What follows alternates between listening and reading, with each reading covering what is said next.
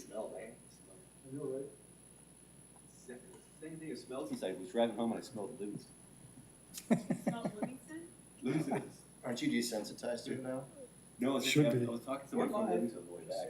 And he was like, I can't smell it anymore. But I'm like, no, I can smell it from the freeway just for. Yeah, even driving by with the windows closed. Do you smell it? Yeah. Oh, no, I don't smell, like, anytime you go through Livingston. Of one word, recirculation. Relax. All right, Mike's all right. Let's call the closed session to order. Get in there quick. Okay, agenda item A, closed session roll call. Councilmember DuPont, Present. Tao, Present. Harris, Present. Smith, Present. Zhang, Mayor Pro Tem Boyle. Here. And Mayor Serrato. Here. Okay, council will go into closed session to discuss item B1. There is one person in the audience, but he does not look like he wants to leave a public comment. Okay.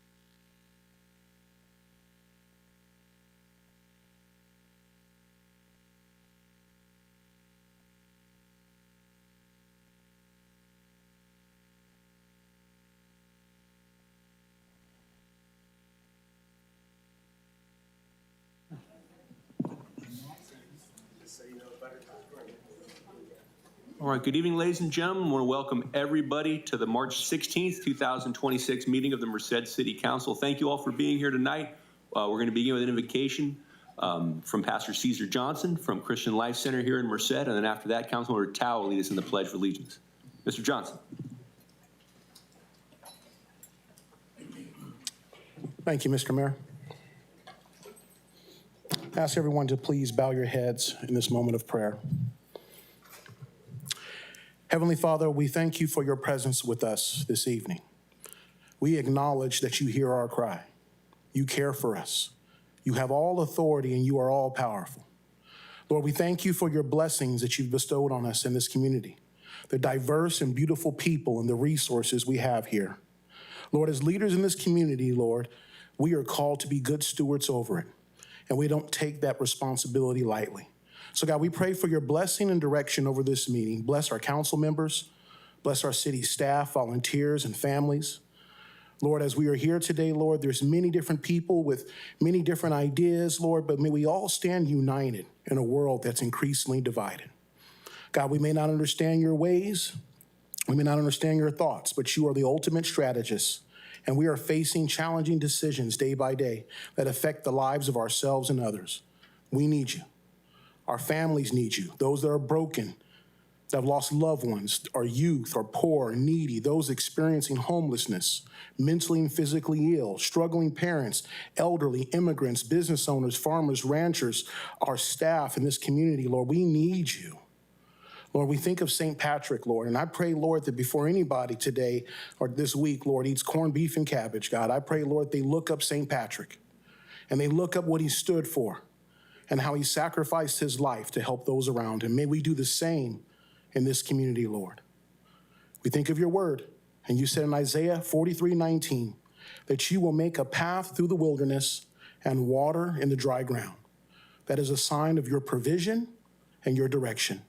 So we ask that you provide for us today as we seek your direction and where to go. In Jesus' name, amen.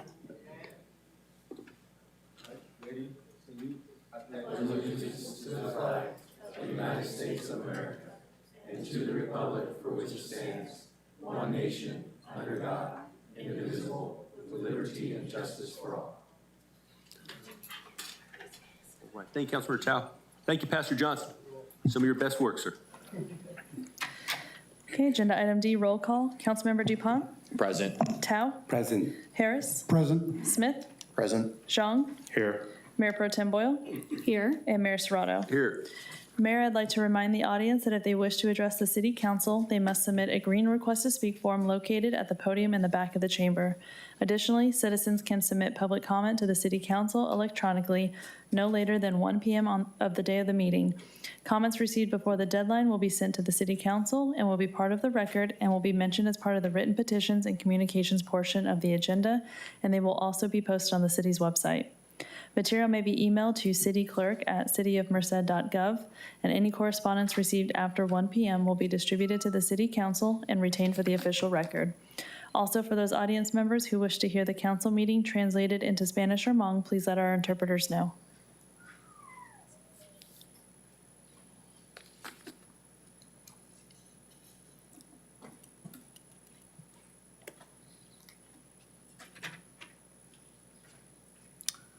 Nhà dòng Columbia Company của họ lụt cho lúc còn họ Merced Lao family cái tên linh từ sát đầu kế ba theo mong của dòng lợi họ cho.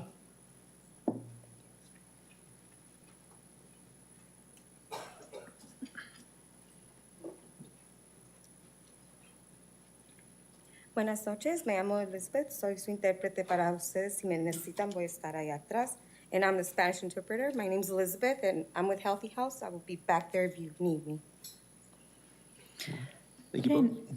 In accordance with Government Code 54952.3, it is hereby announced that the City Council sits either simultaneously or serially as the Public Financing and Economic Development Authority, Parking Authority, and/or successor agency to the Redevelopment Agency. City Council members receive a monthly stipend of $500 by charter for sitting as the City Council, and the Mayor receives an additional $100 each month as part of the adopted budget and Resolution 2024-78.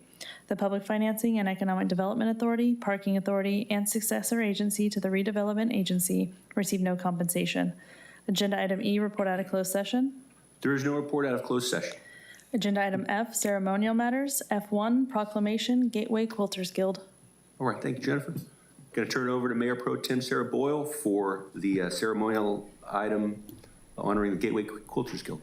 So ladies, if you want to come down, everybody give them a warm welcome, and we'll turn it over to Mayor Pro Tem Boyle.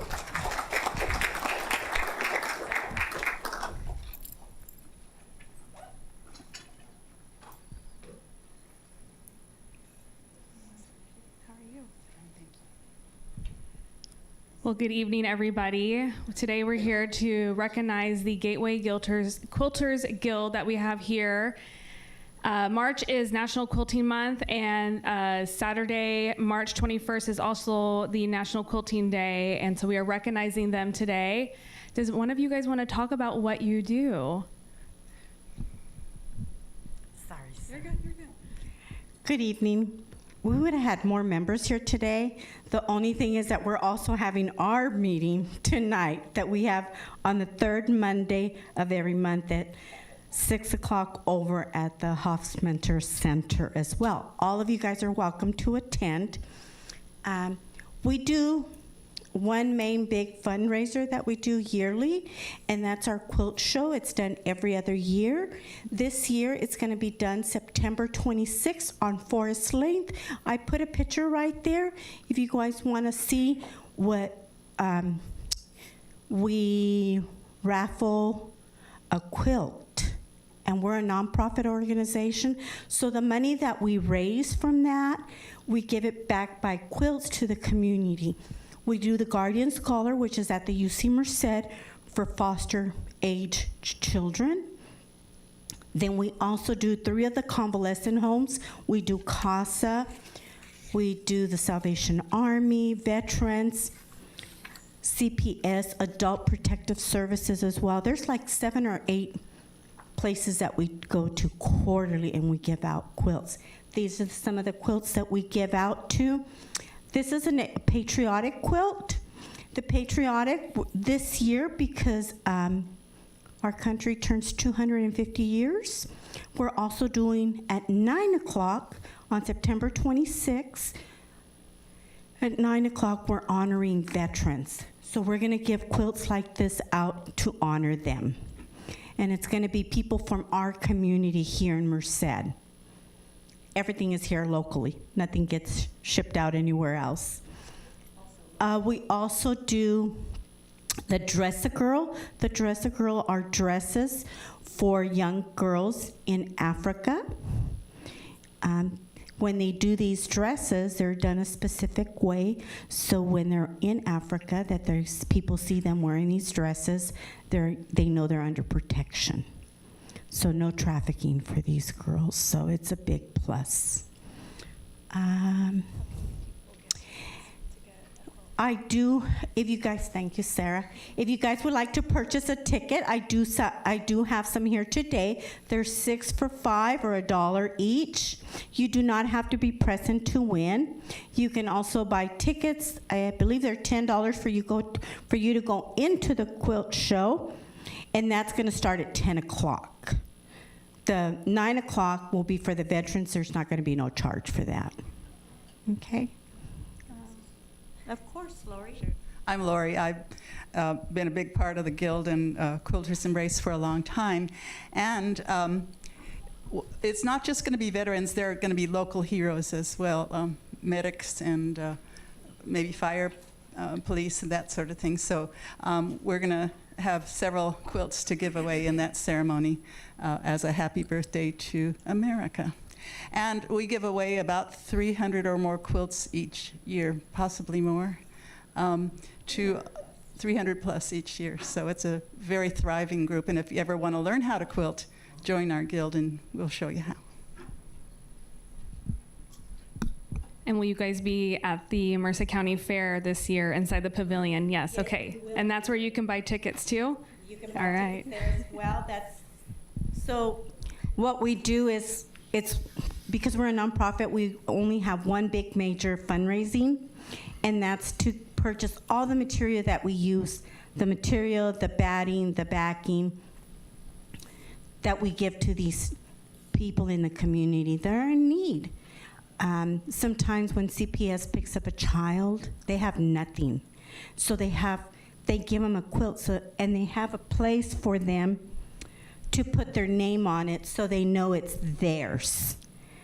And the Guardian Scholars also has a different label. So the Guardian Scholar, no, Angie, that one, the flower one.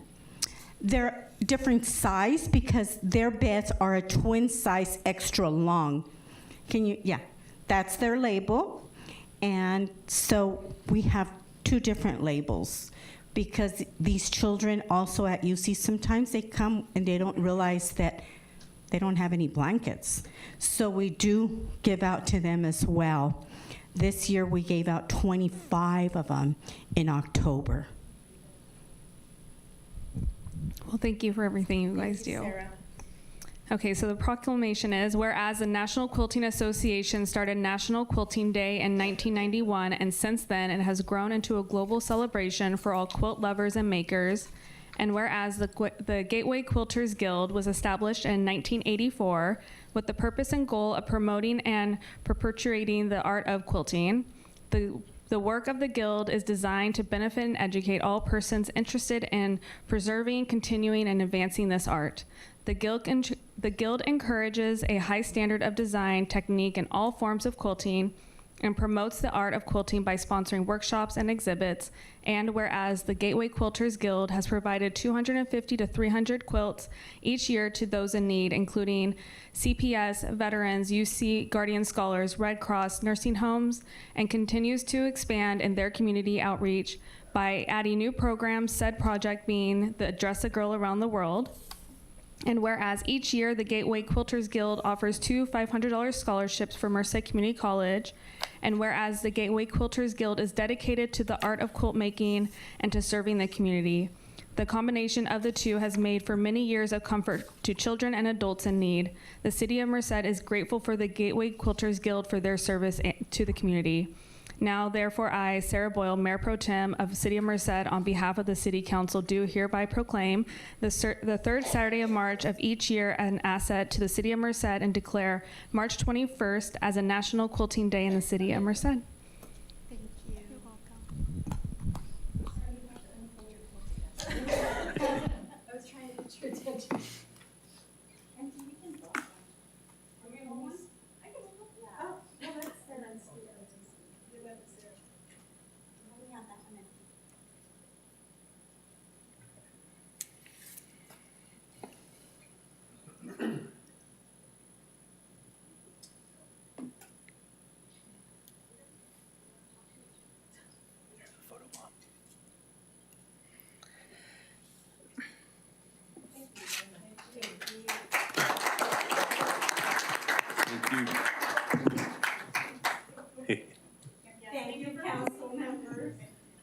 Ladies, thank you so much. It's a really beautiful way that you show love to our community through this, and it's a beautiful thing. Thank you.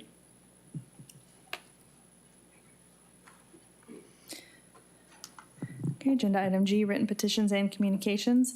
Mayor, the clerk's office received an email from Jerry Perez Chica regarding public comment. The email was received by the 1 p.m. deadline. It was sent to council and posted on the city's website. Any emails received after the 1 p.m. deadline will be sent to council. Agenda item H, public comments. Members of the public who wish to speak on any matter not listed on the agenda may speak during this portion of the meeting and will be allotted 3 minutes. The mayor may propose a further limit to the time available for all speakers at the discretion of the city council in order to accommodate as many speakers as possible. State law prohibits the city council from acting at this meeting on any matter raised during the public comment period. Members of the public who wish to speak on a matter that is listed on the agenda will be called upon to speak during the discussion of that item. And Mayor, I currently have 8 request to speak forms. Okay, thank you, Jennifer. We'll go 3 minutes each. And if anybody else wants to speak, please fill out a form now. Okay, if I can get the first 4 speakers to the podium to my left. Cindy Kelly, Rebecca Mandani, Crystal Ramos, and Camila.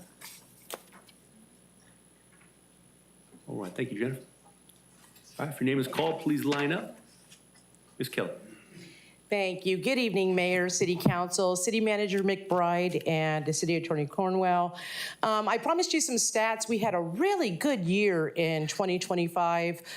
So we did finally do our end of the year report, and these are just some of the highlights. For Merced SPCA, we prevented over 1,600 kitten births through our TNR program. We trapped 171 new strays. We did trap some of our already trapped cats. They seem to like that trap when there's tuna fish or sardines in it. We provided medical care and some surgeries for 288 cats. We rescued 18 of the cats from the Pasadena and Altadena fires back in January, all of which have been adopted. We humanely euthanized 11 pets through our end-of-life program.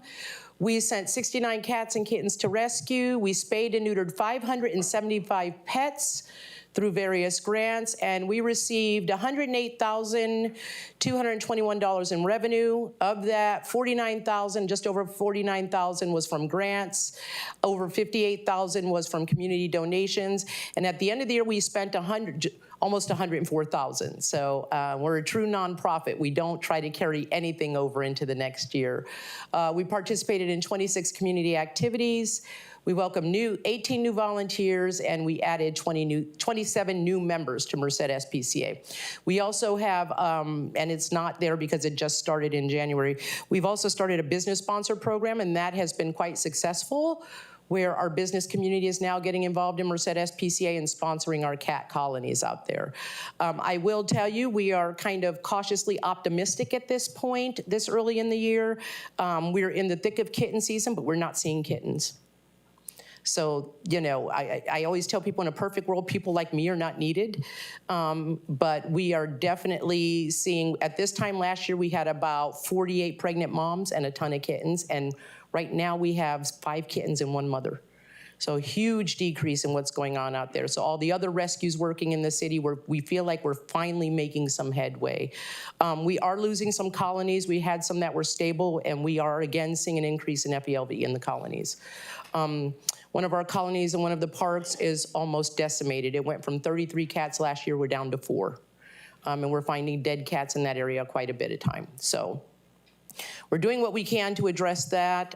It may be euthanizing the rest of that colony to protect the rest of the cats in that area, but we're again seeing an uptick in that. But we've had a pretty good year, and it's all because of everyone's support, the community, our council, you know, just everyone around us understands the value of what we're doing. And I would love to stay, but I just got a call about kittens in a bag on the creek, so I've got to dash out of here.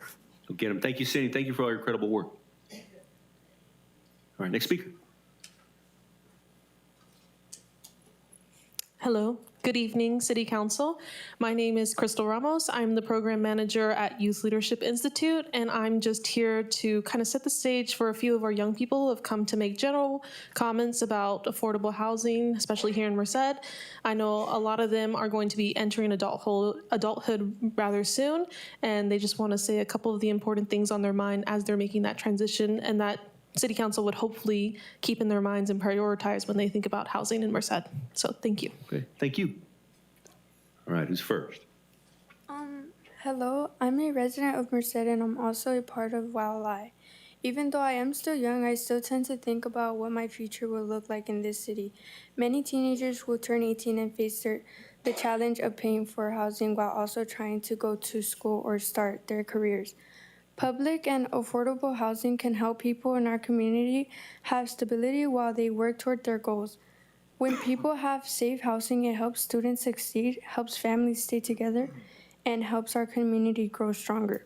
I encourage the city to keep supporting and investing in affordable housing in Merced so young people like me can have a future here. Thank you.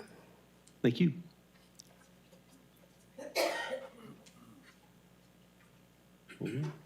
Who is our next speaker? We have Rebecca.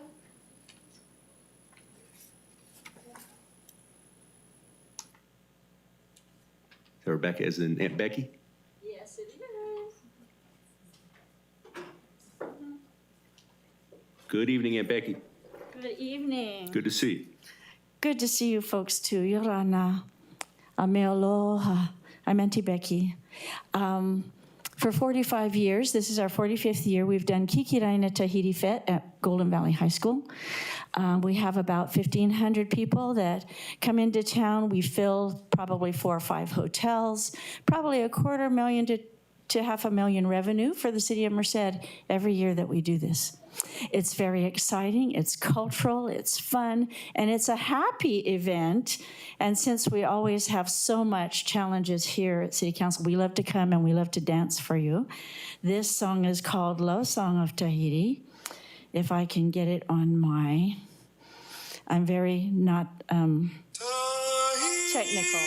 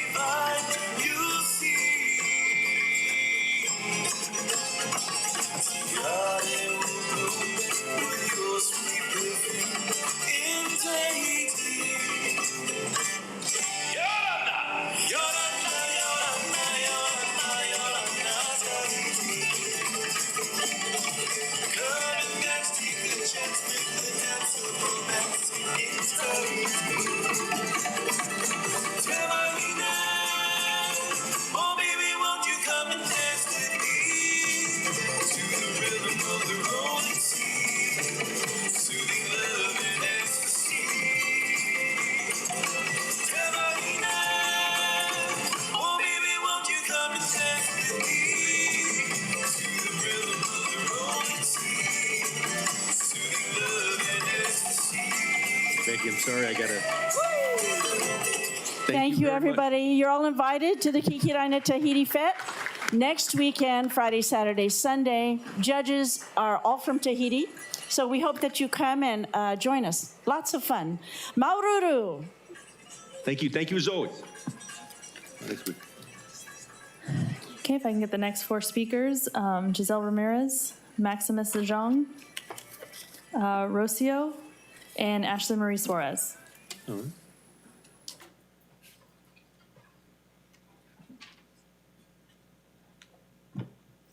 Hello, my name is Giselle Ramirez, and I'm here from Merced. I'm here to speak in support of the public affordable housing in our city.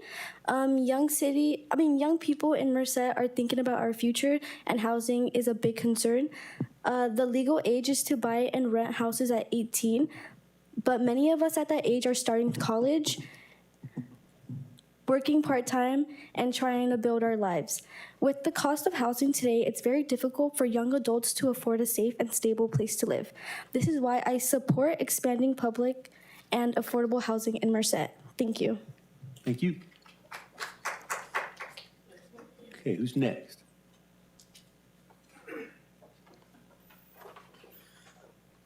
Good evening, City Council. My name is Maximus Zhang. I am a resident of Merced, and I am also a part of YLI, Youth Leadership Institute, and I am also a member of the United States Navy.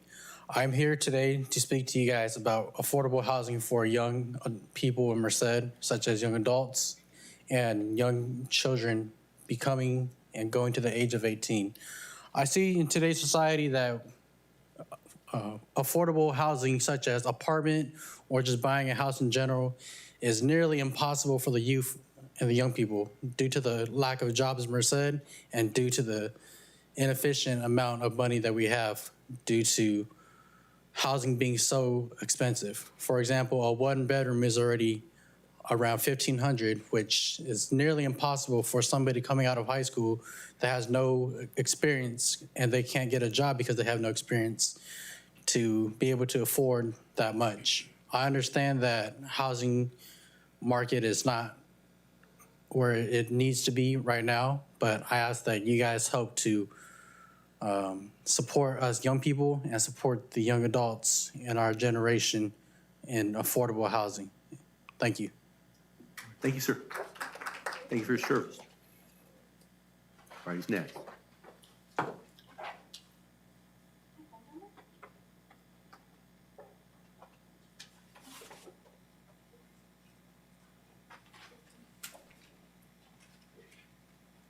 All right, welcome. Hi, my name is Rocío Peña. Hola, soy Rocío Peña. Vivo aquí en Merced I live in Merced for 21 years. for 21 years. Yeah, mi experiencia en las viviendas My experience in the housing ha sido un poco crítico. it's been a bit critical. Las personas nos han subido las rentas Our rent is going up y no quieren arreglar cosas que están mal en la vivienda. and they do not want to make repairs in the house. Yo estoy aquí I am here para ver si hay opción to see if there's options de apartamentos o casas for any apartments or houses for low income, por or bajos low ingresos. income. Actualmente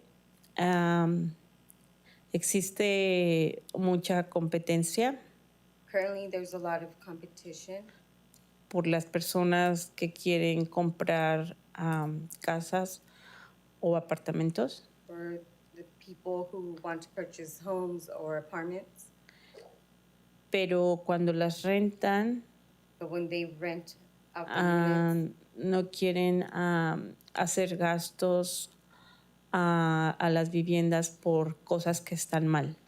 they don't want to pay for any repairs in order to rent the units. Eso es todo. Thank you. That's it. Thank you.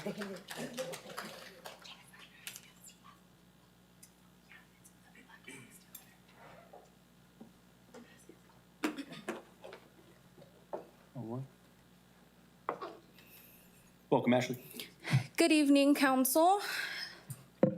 Good evening, Council, Mayor, City Manager, City Attorney, and others. I'd like to uplift some priorities residents that I work alongside would like to be considered in the upcoming budget, as well as be included in the city's 8-year housing element plan. Number 1, an eviction protection program. The city acknowledges that retaliation for reporting habitability issues includes threats of eviction. Retaliation is unlawful, and this repeat housing code violators program that will be discussed later today might result in increased rates of retaliation resulting in unlawful evictions. Currently, there is a gap in resources available to assist tenants who experience threats of eviction, or there are requirements of the tenant receiving the unlawful detainer for them to receive assistance from legal service providers. An eviction protection program may assist in addressing these gaps by ensuring that legal service and assistance can be provided prior to receiving this unlawful detainer notice, and guarantees that the tenant has legal representation when they are served an unlawful detainer. Partnering with local law firms, legal aid providers, and law clinics may bridge the gap that exists, especially if partially funded by local tax dollars, to ensure that all tenants, regardless of immigration status, can be assisted.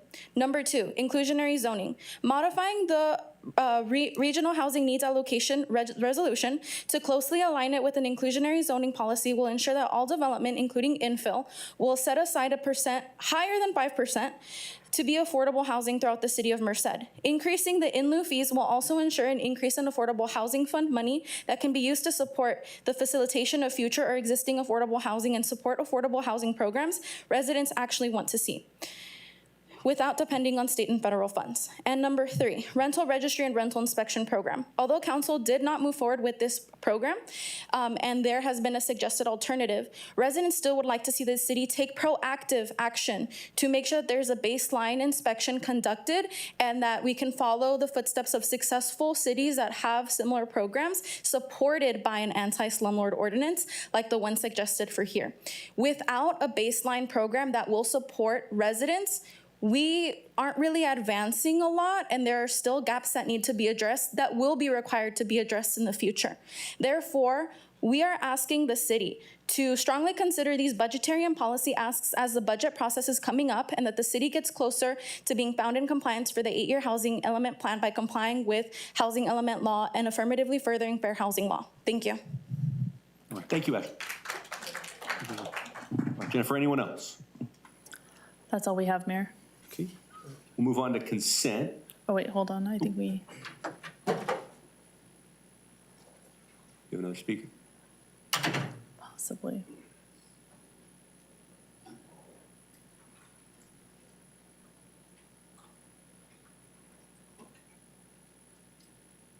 What? Jeff, is it for public comment or for something? Okay.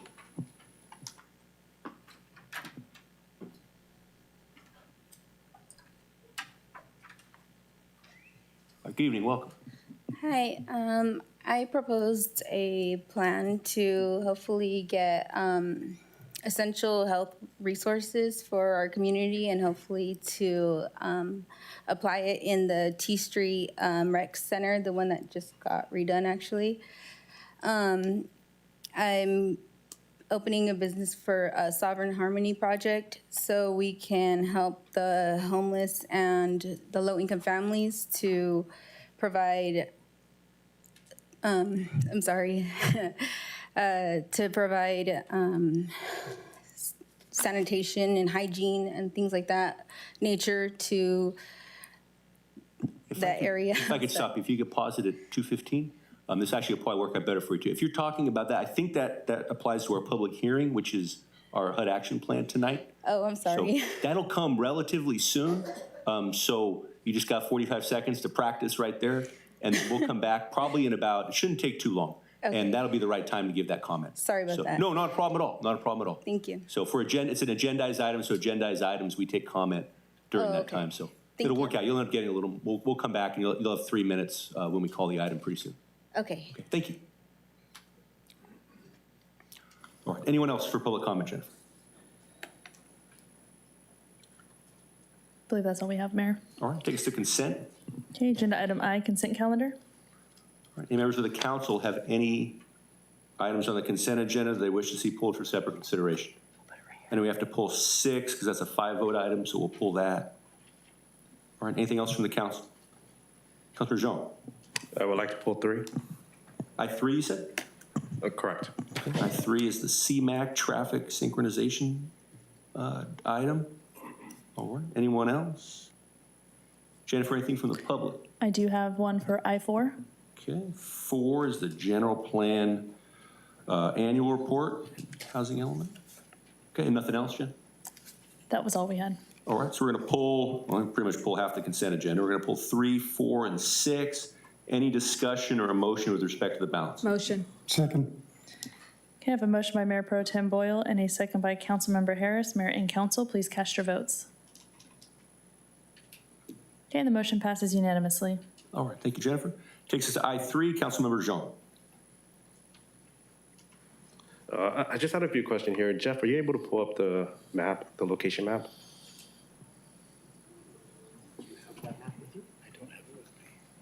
No. And again, for the public, I3 is our traffic light synchronization plan, awarding a $1.3 million bid to St. Francis Electric to synchronize traffic lights in various spots of the city.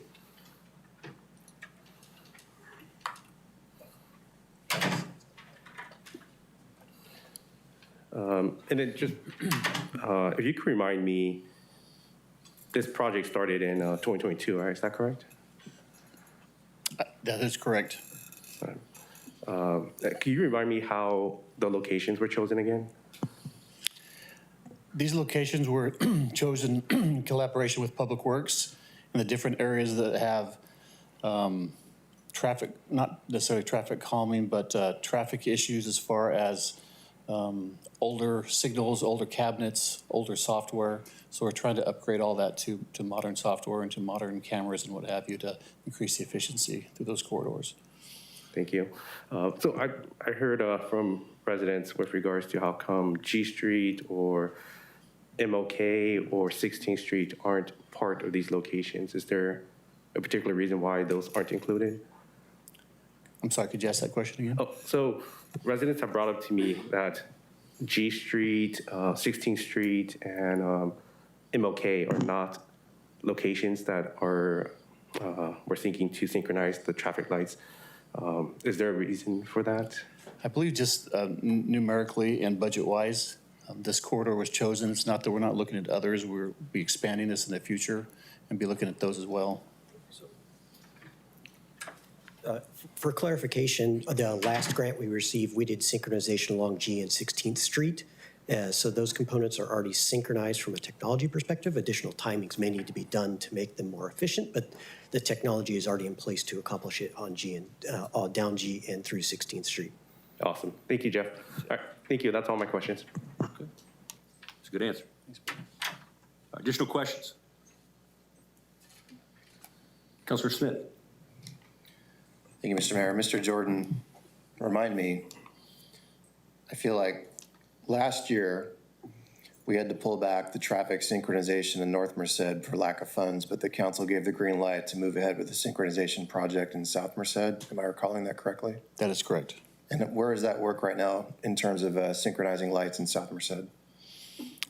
We have not pursued any grant funding for that yet, but we will be looking at the entirety of the city throughout this next year for CIP projects for further synchronization. But these were just the ones that we had brought forward tonight. So, all right, thank you. Yep. All right. Anyone else from the council?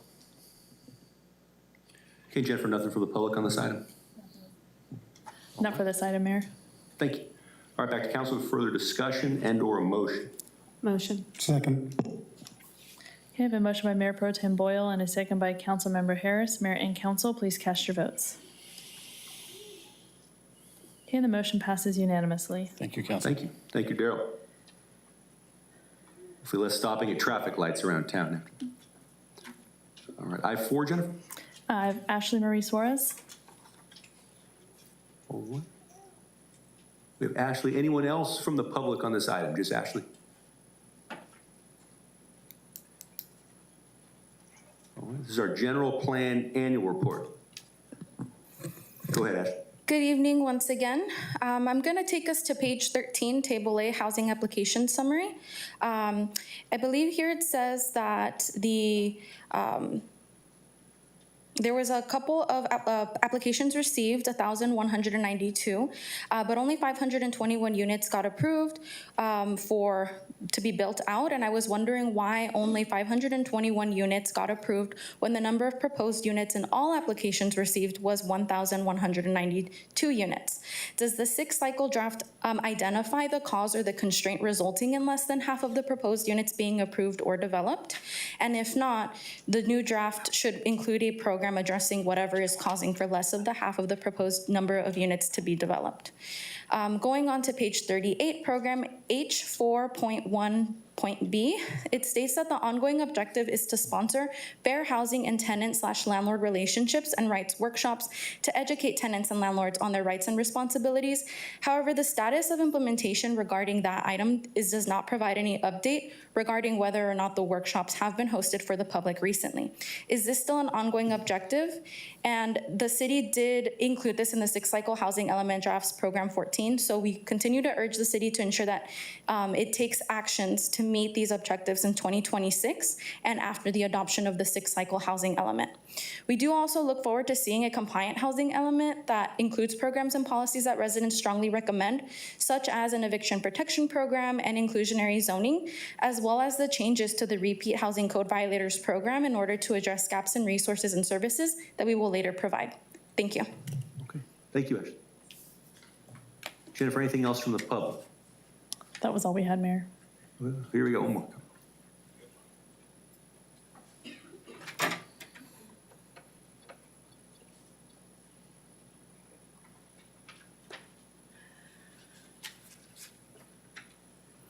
Good evening, council members. Apologies, I came in a little late, so I was trying to catch up, and then when I realized what you were talking about, I was like, oh, okay, let me see if I can still provide comment. Well, I think I think, you know, I've spoken in the past, and some of the things that we've mentioned, kind of reiterating some of the things that Ashley had mentioned, is definitely looking at an eviction protection program. I know in the past we had brought in policies like, you know, a rental habitability escrow, rental registry, what's it called, the right to counsel, but really something more for tenants that helps to protect them. And I know today in the agenda, we're gonna be talking about the anti-slumlord ordinance, which I'm really looking forward to. And I think that's a really good start, but moving forward, I think it's really important that we include some of these protection for tenants in the general plan as we think about housing expansion in Merced, making sure that the people that have lived in Merced are able to stay in Merced, and including some of those pieces into it. Thank you. All right, thank you. All right. Well, it's back to council. Mr. McBride, do we have the two questions that Ashley brought up on pages 13 and 38 of the report? Are there easy answers right now, or should, I know Leah could probably follow up with her offline, or Leah's already coming up right now. She's ready to, she's itching. All right. Good evening, council. Evening, Leah. Regarding the first question, the number of applications, this is a snapshot of 2025 only. So some of them are getting approved this year, and so they're proposed applications. No applications for housing units were disapproved in 2025. I think that's the key to it. Okay. And then the programs are definitely ongoing, and we're working very hard with HCD to get across the finish line. And we actually just got an update this afternoon, so we feel very hopeful that the housing element will be found to be in compliance, and then we start the hard work of implementing all of the programs. Yeah. So programs are continuous and ongoing, and nothing has been forgotten. It's just about implementation, and there's some things that we'll bring back to you for slight modifications to meet HCD requirements. Okay, thank you. No, I appreciate the answers. All right, thank you. Additional questions for Leah, additional discussion, or any I guess a motion from council? Motion. Second. I have a motion by Councilmember Harris and a second by Councilmember DuPont. Mayor and council, please cast your votes. Okay, the motion passes with Councilmember Zhang voting no. All right, thank you. All right, ladies with the signs, it's definitely okay to have the signs, but just be careful when you lift them up high. There's people behind you, so sometimes, you know, we got people who they're in back and they want to see, so just be real cognizant and respectful of other people in the audience. Thank you. All right, on to I-6. Okay, this was pulled because it's a 5-vote item. This is purchasing police vehicles with for funds for the San Joaquin Valley Air Pollution Control District. All right. Is there a presentation, Chief? You want to say something? Mayor, I just want to, first of all, I want to apologize for that clerical error. This should have never been on your consent calendar. It should have been an action item. I take full responsibility for that error. I tried to reach out to some of you, but it's a 5 council vote. It's in combination with the police department and the purchasing department to replace vehicles. The police department is trying to do our part to go as many clean air vehicles as we can, and the Central Valley Air Pollution Control District is willing to give us $20,000 in rebates for these cars. These are replacement vehicles. So in partnership with our finance team, we went ahead and wrote those grants, and we're looking for approval tonight on a 5-vote item to move forward with the grant application. Okay. Questions for Chief? Jennifer, anything from the public? We don't have anything, Mayor. Okay, discussion or a motion from council? Motion. Second. Harris Dupont. Okay, I have a motion by Councilmember Harris and a second by Councilmember Dupont. The motion will include the adoption of Resolution 2026-15, a resolution of the City Council of the City of Merced, California, to apply for grant funding and accept grant funding if awarded from the San Joaquin Valley Air Pollution Control District's Public Benefits Grants Program. Mayor and council, please cast your votes. Okay, the motion passes with Councilmember Zhang voting no. Thank you, Jennifer. All right, on to our public hearings for tonight. Okay, agenda item J, public hearings. J1, first public hearing, introduction and preliminary review of project funding scoring results and expenditure recommendations for Community Development Block Grant CDBG and Home Investment Partnership Program HOME funds for fiscal year 26-27 to be included in the draft U.S. Department of Housing and Urban Development HUD program, year 2026 annual action plan, and receipt of public comment during public hearing. Thank you, Jennifer. All right, Kim, welcome. Good evening, Mayor and Council.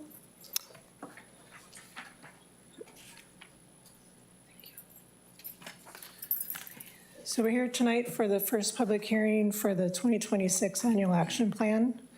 The main point of tonight's meeting is to present the project funding for the 2026 Annual Plan and the scoring results.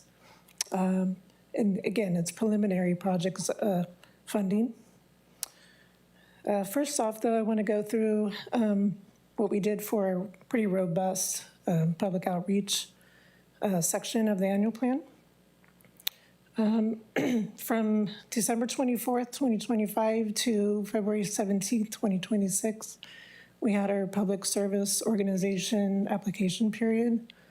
We did public notices on January 14th and January 15th in Merced County Times and the Merced Sun-Star. January 7th through February 17th, we did an online community survey, polling the community on what needs they see in housing, public infrastructure, public service needs, and we'll go over the results of that in a couple of slides. January 20 and February 3rd, we did notice of funding opportunity workshops with our community service organizations. We also did 2 resident community input meetings, January 6th and January 7th. We did a public agency consultation survey from January 14th through February 17th. And then on the slide here, on the upper section, we are expecting our HUD allocations to be announced in early April, not March. Based on the Appropriations Act by the U.S. Congress, February 3rd, HUD has about 60 days to calculate the allocations. So that would be April, not March. Apologize for the error there. So tonight, March 16th, we're having our first public hearing. In between, we'll have a 30-day public review and comment period. It's actually 31 days from March 23rd through April 22nd. And then May 18th, we're expecting our second final public hearing. We would have, if our submittal deadline is truly June 3rd, based on our Congress appropriations, we would have a quick meeting available for a continued public hearing. I think it's the first day in June, so June 1st would be, and then we can turn around and submit our annual plan after that. So the 2026 resident survey, these are our different category top 3 activities from the survey. For our housing needs, I don't know if I'll walk through every single one of these, but for housing, our first 3 needs, housing opportunity for special needs person, and that could be seniors, disabled, domestic violence victims, and homeless. Second was down payment assistance to first-time homebuyers, and then Number 3 is vital safety repairs to homes. The last one, on public services down there at the bottom, I wanted to run through those. So top 3 would be services for persons with special needs. And that would include, again, seniors, disabled, homeless, and domestic violence victims. Number 2, assistance for homeless services, specifically, and then youth programs, which includes education and career training. Also, just run through economic development there, third one down. Number 1 being job training for specific skills and areas. And then number 2, helping small and micro business owners with low and moderate incomes grow and develop the businesses. That ties into our scoring results, our applications here in a couple slides.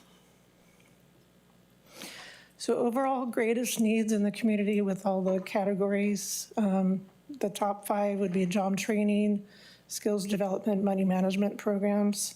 Number 2 ranked, affordable home ownership related assistance, and that could be anything from homeowner rehab to first-time home buyer funding. And number 3, homeless services, prevention and housing solutions. That could be rental assistance, tenant landlord assistance, and then housing solutions such as acquisition with rehab. Number 4, affordable quality childcare and/or youth centers and services. And then number 5, services and programs for special needs persons. That's our top 5 overall community needs. Our survey, we had a total of 99 total responses, which is down a little bit from what we usually get. Our Spanish survey, we got 1 response from that, and our Hmong survey, we had 1 from that as well. So our 2026 HUD applications, again, our possible announcement would be mid-April, not March. That's based on the Congress's Consolidated Appropriations Act approval on February 3rd. And then HUD has 60 days to announce allocations. That would put it about April 3rd, and then 60 days from the announcement date would be our submittal deadline, and that would be approximately June 3rd, based purely on that February 3rd Appropriations Act approval. I should note, we have not received any communication from HUD directly.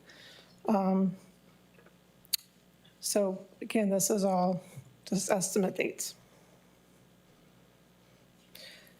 So our 2026 funding requests and scoring results, this is the complete list of applications that we received. The top section would be your public services, and then we listed them based on the scoring results. So your top public service score was our Sierra Saving Grace Emergency Subsistence Program. It would be rental assistance, mortgage and utility assistance. Project Sentinel with their tenant landlord mediation service. Harvest Time, the Food for You program. Boys and Girls Club of Merced County for their teen workforce readiness program. Fifth one, Youth for Christ Central Valley. They're proposing a youth services program. And then Starvin Harmony Project would be the sixth one on the list and for public services. And then our economic development projects, we received an application from UC Merced for small business assistance for technical training on for small business owners trying to get their businesses started. For CDBG funding, housing projects, we received an application from Sierra Saving Grace for the acquisition with rehab program. For home funds, this could actually be either CDBG or home. We received an application from Merced Community Action Agency for a weatherization program. That's kind of like a homeowner rehab program. They would need the funding for pretty much gap funding to supplement the program funding they get from the Department of Energy. And then for admin projects, We received an application from the Human Services Agency for continuum of care support for the point-in-time homeless count. Excuse me. And then Project Sentinel for the Fair Housing Services Program.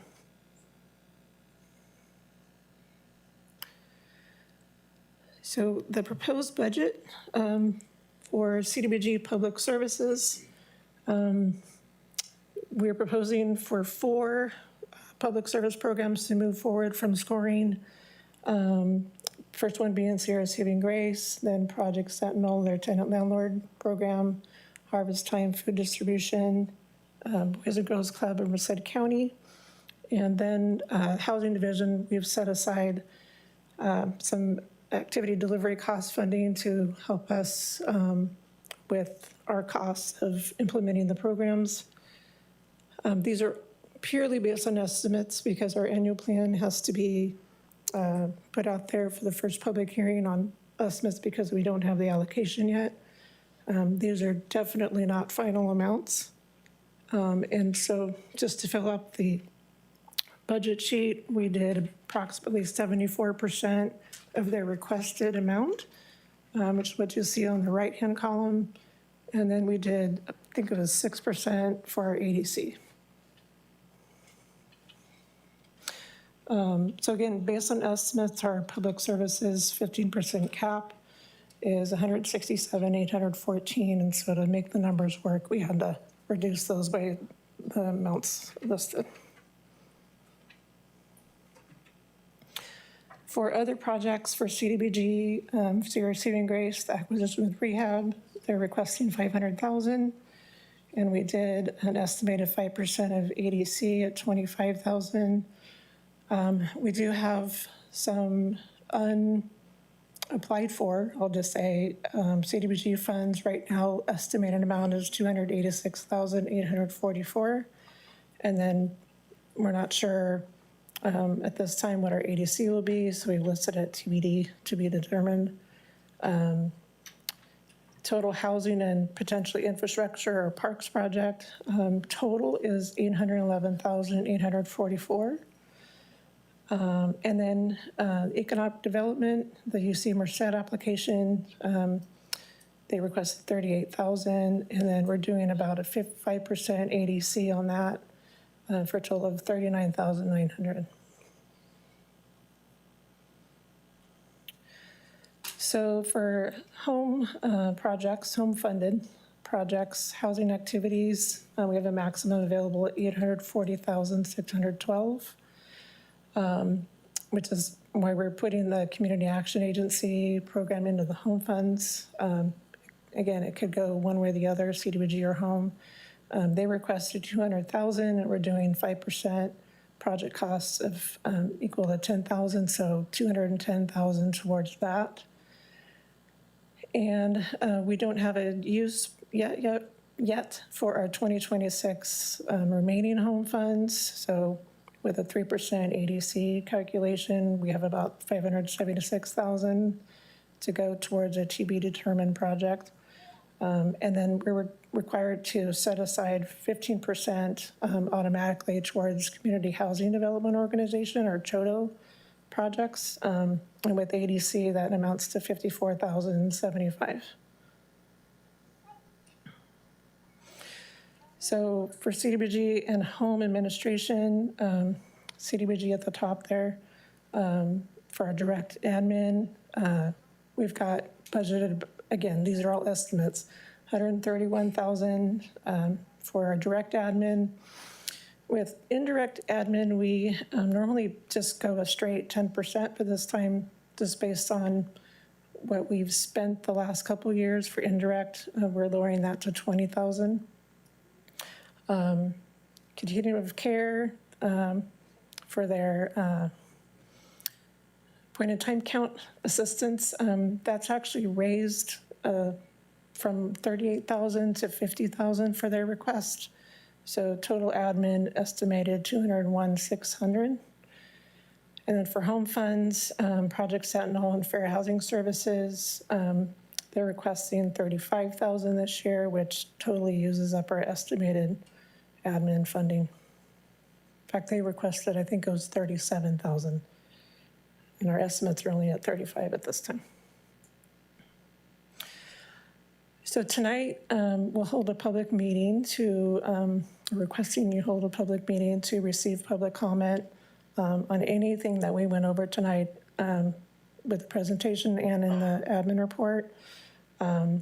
Any council comments or direction regarding the public service funding and projects, we'll request and accept. And then for finalization of the annual plan budget, we've got a 30-day public review and comment period scheduled from March 23rd to April 22nd.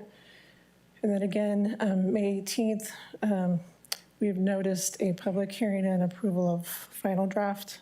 We've got a couple meeting dates, April 6th and April 20th, if you want to come back and talk more about project funding, and then May 4th also available. And then after the scheduled final public hearing, we've got the first meeting in June now, so come back and finalize anything. Okay. All right. Thank you, Kim. Any questions? Questions from the council? Okay. Councilmember Smith. Thank you, Mr. Mayor. Thank you, Ms. Nutt, for an excellent presentation. A lot of work. Yeah. I can only imagine. And I think this council would be hard pressed to really nibble at any of these suggestions. I did have one kind of out of the box thought. I know some amount of these proposed decisions were driven by the 99 responses we got from the public outreach process. We also very recently took a larger poll to sort of gauge where the community was in terms of their priorities for us. And one of the things that tested really high among our residents was not just public safety, but reducing fire response times. I noticed that under the CDBG Public Facilities and Improvements Grant guidelines, one of the things that the government permits is funding for firehouses.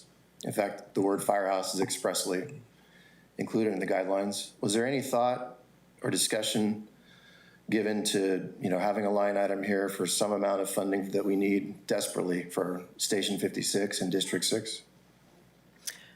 I don't know if Scott wants to jump in, but we're currently talking about an available funding source from HUD called Section 108. It's basically a loan against our CDBG funds for future years. So we started to do it for the Child and Me project 5, 6, 7 years ago. And then we got a lot of program income for CDBG and ended up using CDBG for it. So we could do the same thing for the fire station, but certainly the 2026 extra funding there, we could put towards it as well. So that would be in addition to the projects proposed here or instead of?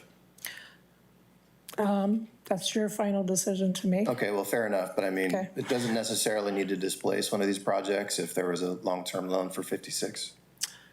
Yeah. Okay.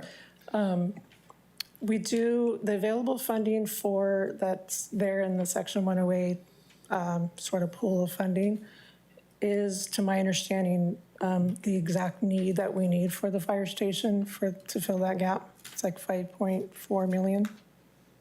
Okay. So. Well, I know there's going to be a later discussion about congressionally directed spending, and we're making a request. That's a little bit like buying a lottery ticket, but I'm hopeful. But, my voice would be to the extent that there's a way to use this funding avenue to get funding for Station 56. The absence of that station makes our community as a whole a little bit less safe. So I'd really like to see that be a priority for discussion internally. But in terms of what's proposed, I think staff did a very nice job, and I appreciate the value shown in the assignment of not just line items, but also the dollars assigned to them. So thank you. Thank you. All right. Additional questions? Kim, 2 questions. One, the program that for youth, at-risk youth, and addressing potentially gang violence that the Youth for Christ Central Valley for youth services. Can you explain, it says accepted, preliminarily not recommended, amount requested was $24,000. Could you just explain some of the reasonings, or the reason behind there? You know, what's that program about? How, effective do you think it could be towards addressing some of the issues we've had in our town lately? I gathered some notes for myself to possibly talk about that. So pros would be there is a need in the community for anti-gang programs. It would meet a national objective, which is a requirement of CDBG. The cons would be that the location they're proposing is not secured by the organization. I believe they're requesting to use Lifeline CDC's lease. So, I mean, that's not obviously preferred. They are an organization new to CDBG funding, so there would be a lot of kind of hands-on from housing staff. That would have a high impact on us. We're a staff of 3. That would be a 5th public service program for us, which is getting to be a lot. And then there's also kind of a question as we were scoring of, their ability to do the income eligibility certifications. I mean, they could answer that, and, we can meet with them later and talk about that, but. That's a good point you make too, where you have to monitor and ensure right.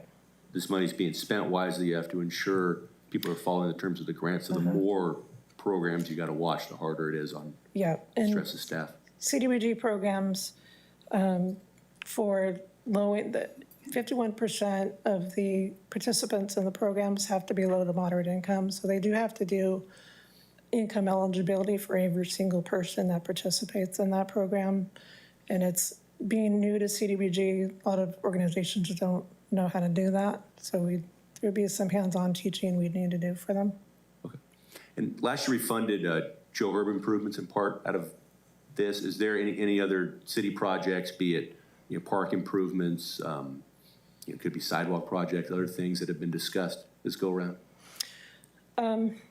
Regarding Joe Herb Park, we've talked about this in our staff for our CIP projects. We could potentially do kind of a phased funding approach for Joe Herb Park. Phase 2 of funding with the rest of those 2026 funds. And that's one reason I threw it out there, where there would be extra dates to talk about project funding. I could show you how that would work, or we can get with Parks and Community Services with Chris and see if there's anything else that he could use those funds for, or if there's something else that we could use those for. Okay. Chris, if you want to come up real quick, any ideas you have or anything on your wish list?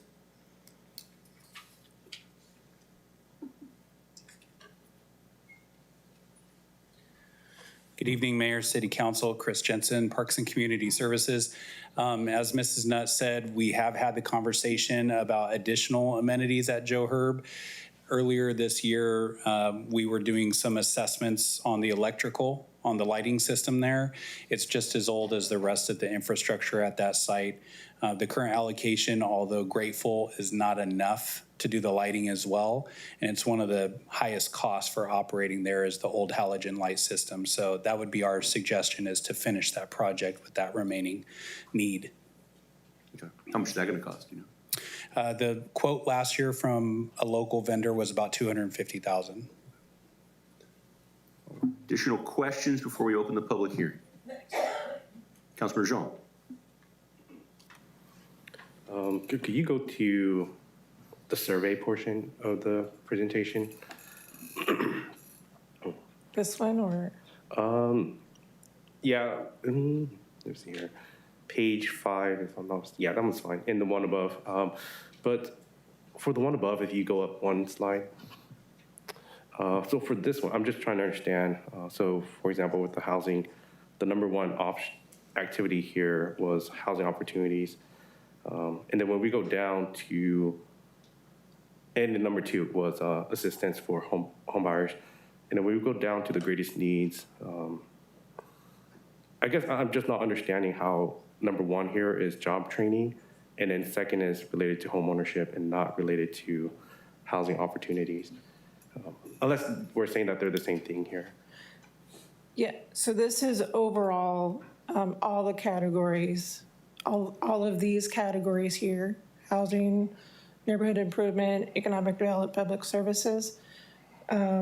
This is, the questions on the survey, we're asking for housing, and it's a multi-choice. We gave them all the potential funding or eligible activity type funding, and they ranked the top, they ranked them from first to last on what they wanted to see. The survey tabulated, and these were the top 3 for each of those categories. And then there's another question for this next slide that asks, what are your overall greatest needs in the community for all categories? And so these are the top 5. Okay, so they're 2 separate questions, pretty much. Okay. I thought this one was compiling the one above. Just a quick note with regards to the survey here, in regards to some of the comments that were made up here. I think it's important that we don't circumvent community outreach. We pride ourselves in reaching out to community, and so I think circumventing that and putting money into Parks and Recs or putting money into Station 56, I think that circumvents the purpose of this survey. But aside from that, if we go down to the recommended budget for CDBG for 2026. Public services? I believe it's that one. The very last number down there is $70,000. Can you explain what that number means real quick? So the requested, the 2 columns on the right, second of the right would be requested. That's the requested amount that they applied for. The total of that is $238,229. Our public services cap estimated is $167,814. So subtracting that from the ask would be an over request by $70,415. Okay, awesome. I think that's all I have for now. I'll refrain for their discussion. Thank you. All right, thank you, Councilmember Jean. Any additional questions before we take public comment? All right, seeing no, open the public hearing. Jennifer, do we have any requests to speak from the public? I have one from Julissa Lozano.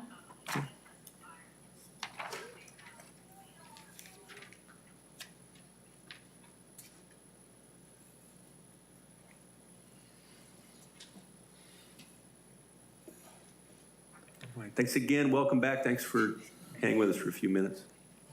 Sorry, I barely got the notice like 30 minutes before, and I have anxiety medicine, sorry. No, you're okay. So I was like really If you could just pull the microphone down so we can hear you a little better, and then, we can see you from there. Okay, thank you. Go ahead. My name is Julissa Lozano, and I'm creating the Harmony Care, Sovereign Harmony Project. It's to create hygiene supply kits for homeless and LMI people, because it takes a great deal of our income. Personally, it's expensive, just like laundry soap and regular basic needs and hygienic needs.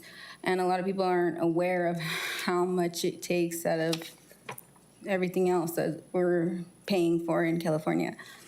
But I was hoping to propose a place to distribute that, as well as put the money back into whatever left over, go back to the other, nope,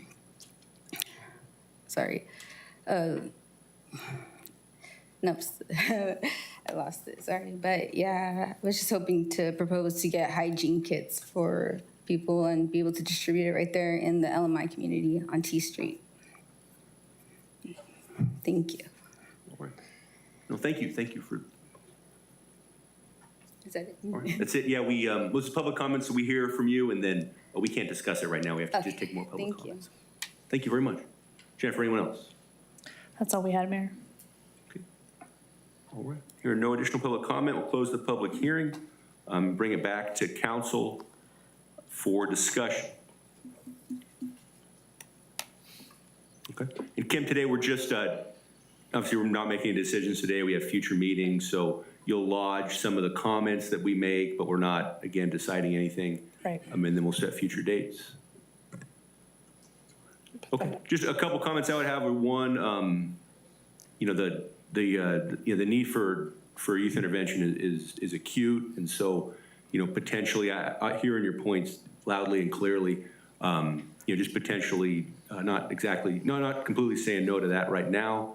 And then two, the potential to, as we have in recent years of if we have the good opportunity to do projects such as Joe Herb Park, such as a fire station, I think there's a lot of value here in funding some of those items as well. All right, Councilor Smith. Thank you. So, like I said a few minutes ago, to the extent there could be a pathway to get CDBG loan monies to help us fund Station 56, even if it's just a backup, I'd like to know from staff what that looks like so council can consider that and potentially give direction in the future. Right now, we don't have that information in front of us, and I think, we've made it a top priority among priorities. I think we need to act like it. So if there's a potential funding source, I think we should know more, and I would appreciate that. All right, Councilor Dupont. Thank you, Mayor. I would agree to that statement as well. I think it has been a large policy decision by this council to look at different funding sources. And if we can leverage our dollar in CDBG and home funding, would love to see that information for Station 56. Doesn't mean we're going to do it this cycle, but knowing for next cycle and being prepared for it would put us in the best position to find that funding for the fire station. And that doesn't mean that we don't do other or we don't go for other areas of funding, such as earmarks that we'll discuss later. But I think if we can find any funding for that station, it's important. Mayor brought up Joe Herb Park. We had a discussion last year. Funding for that, would love to see us obviously complete that policy decision by the council and move forward in that HUD funding. So appreciate the good work. And, I would like to see Youth for Christ. I think there is a need. There is they do niche work in that area. And seeing more information on if we could. May not work out this time, but it may be a further discussion with them on this what it takes to do public services CDBG funding. So thank you. All right. Additional comments? All right, seeing none, I think Councilor Jean, your item for the buzzer. Yeah, I agree that we need youth services. I think we have seen in our community recently the need to engage our young people and to ensure that they're safe. And so I'm definitely in favor of ensuring that we have extended youth services.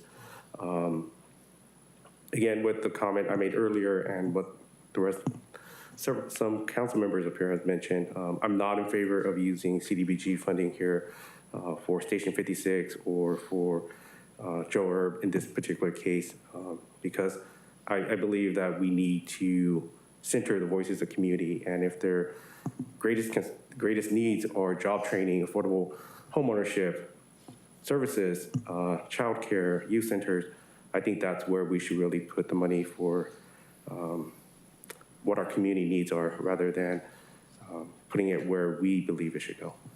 So I'm not fond of potentially moving funds around.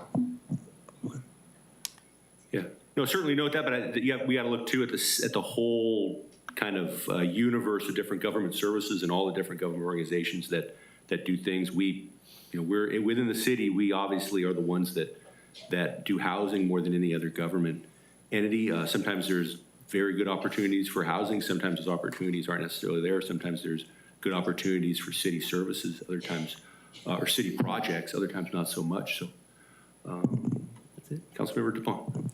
Kim, can you remind us how much we approved last year for a Joe Herb Park and home project funding? If I recall, it's close to almost 700,000. I don't have that number with me right now. Okay. It's 7-something in the end. I think it did include some activity delivery costs for us, for housing division. I could get that for you. So it's a previous policy decision that the council has made previously on home funding. Yeah, and actually, just to correct you on that, it's CDBG funding. Thank you. Home funds can only be used for home housing units. Thank you. It's CDBG. Thank you. All right, no, all good comments. Anybody else? Okay, seeing none, we'll move on. Kim, need anything else from us? It seems just those comments. Thank you. Discussion, and we'll move on to our action items. Agenda item K, action items. K1, adopt a resolution authorizing the police department to apply for grant funds from the California Department of Alcoholic Beverage Control Alcohol Policy Partnership Program Grant. Good evening, Mayor, Council, City Manager, and City Attorney. Steve Stanfield, Chief of Police for the City of Merced. Today, I have one of a couple grants before you, grant applications through Alcohol Beverage Control Partnership Program, commonly known as the ABC grant. We are requesting an application approval on this 5-item vote to apply for $100,000 in reimbursable funds through ABC to do enforcement, alcohol enforcement throughout our community, to include inspections of alcohol sales per businesses, some minor decoy operations to try to prohibit minors from possessing alcohol, and then some social media and educational funds to help us educate our public and keep kids from consuming alcohol in our community. Thanks, sir. Questions from council. Councilmember Harris. Thank you, Mayor. Thank you, Chief. Having seen in a number of my jobs, both as a paramedic and as a deputy, the effects of alcohol on minors, I fully support this grant, which costs the city nothing. Frankly, I can't imagine anybody not being in favor of that. Thank you. Thank you, Councilmember Harris. Any other questions? Jennifer, anything from the public? We don't have anything for this one. All right, no public comment on this item. Back to council for discussion and/or a motion. Motion. Second. Okay, we have a motion from Councilmember Harris, second from Mayor Pro Tem Boyle, pending discussion. Councilmember Jean. So reading the staff report, it doesn't include DUI checkpoints or saturation patrols, both of which I disagree with. But historically, this grant has been used to conduct both of those activities, and until I see it happens, I'm not fond of getting this grant. I know I've spoken to the chief before. The way I see how we reduce alcohol consumption, especially with young people, is we have like Sober Grant, right? We throw parties where we don't encourage alcohol consumption. And so I'm not fond of how this grant has been historically used, and until we change the way that we address alcohol consumption in Merced, I'm not in favor of this.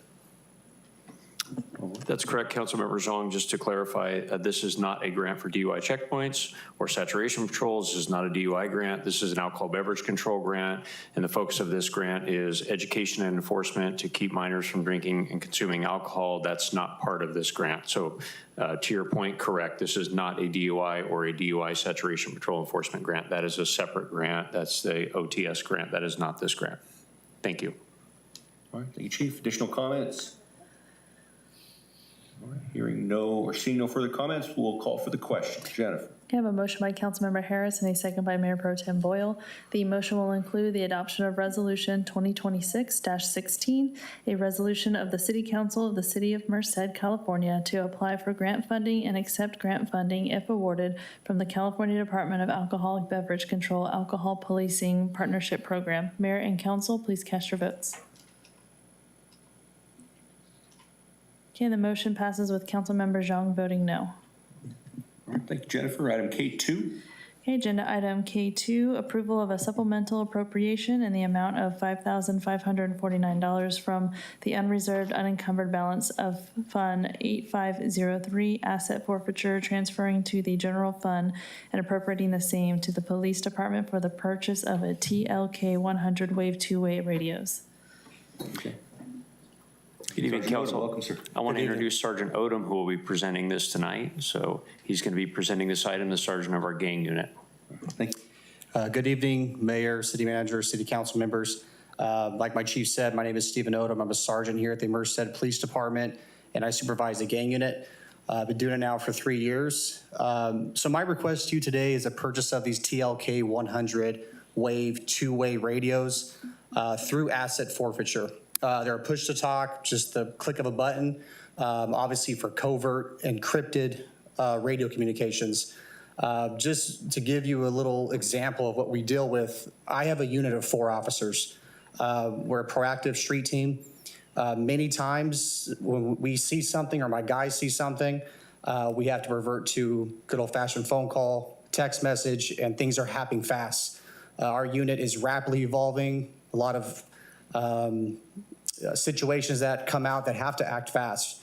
And with these wave radios, it gives you that push-to-talk Nextel feature, and it connects to the cellular tower, so it's quick. We've had the luxury of actually using these radios in the past. When the California Highway Patrol came down and assisted us a few weeks ago, they have these wave radios. A lot of task force units, gang units in our valley and in California are using these radios. They're encrypted, like I said. And so they're going to help us do our job, obviously safer, more efficient, and faster. And more importantly, whenever we leave the city, we have no communication. So if a lot of times our operations take us outside the city limits, whether that be search warrants, high risk search warrants or stops, probation, parole compliance checks, we have no communication with each other, let alone the sheriff's office, who we will have them help us out. So by having these radios, I'm requesting 6. Again, I have 4 officers, myself is 5, 1 spare. That spare would be given to an allied agency who's helping us so they could hear our traffic. God forbid someone takes off running, then we just hope that that deputy just standing in the right area because we have no comms.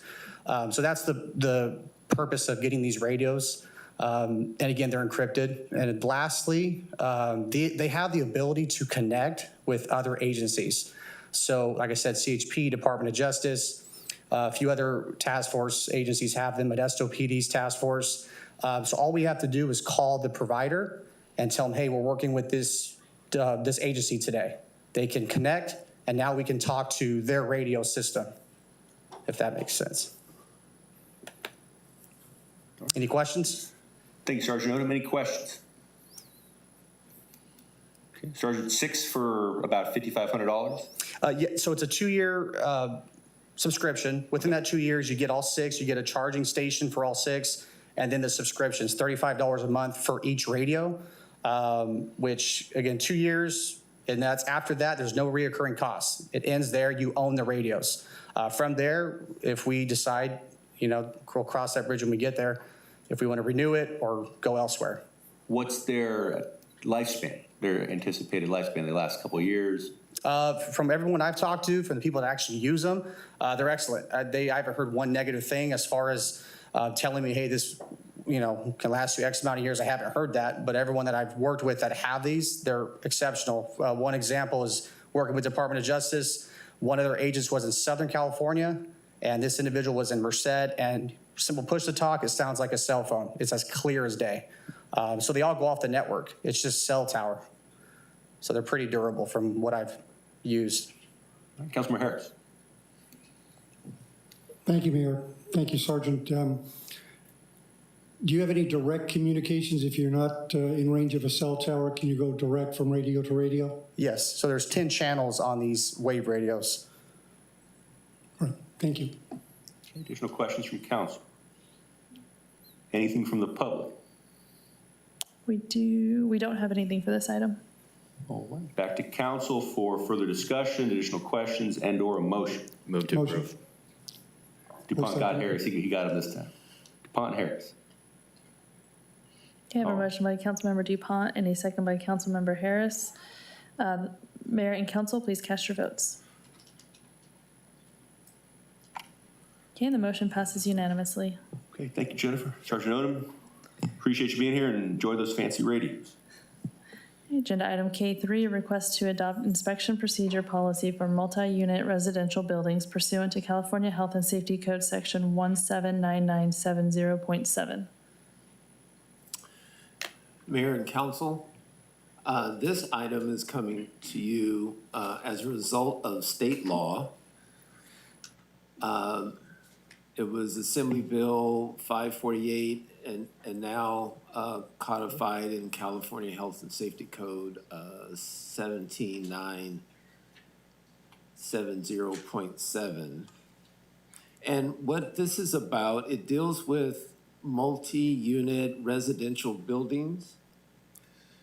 If our code enforcement officers or our building inspectors identify one of the units as substandard, there is an objective list of issues that could be identified.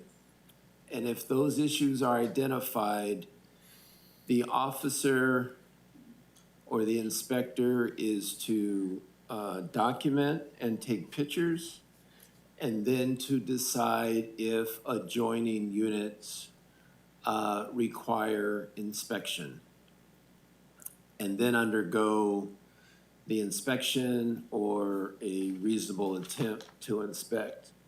So we're talking adjoining units, top, bottom, and sides.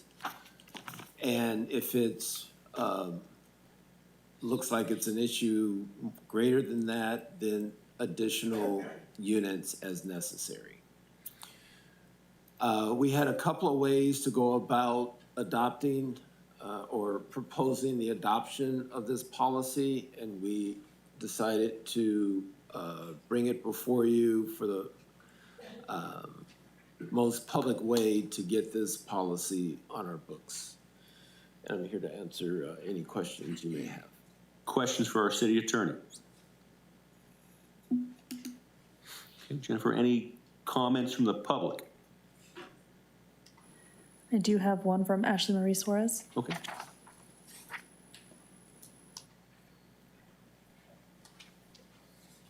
Welcome back, Ashley. Good evening.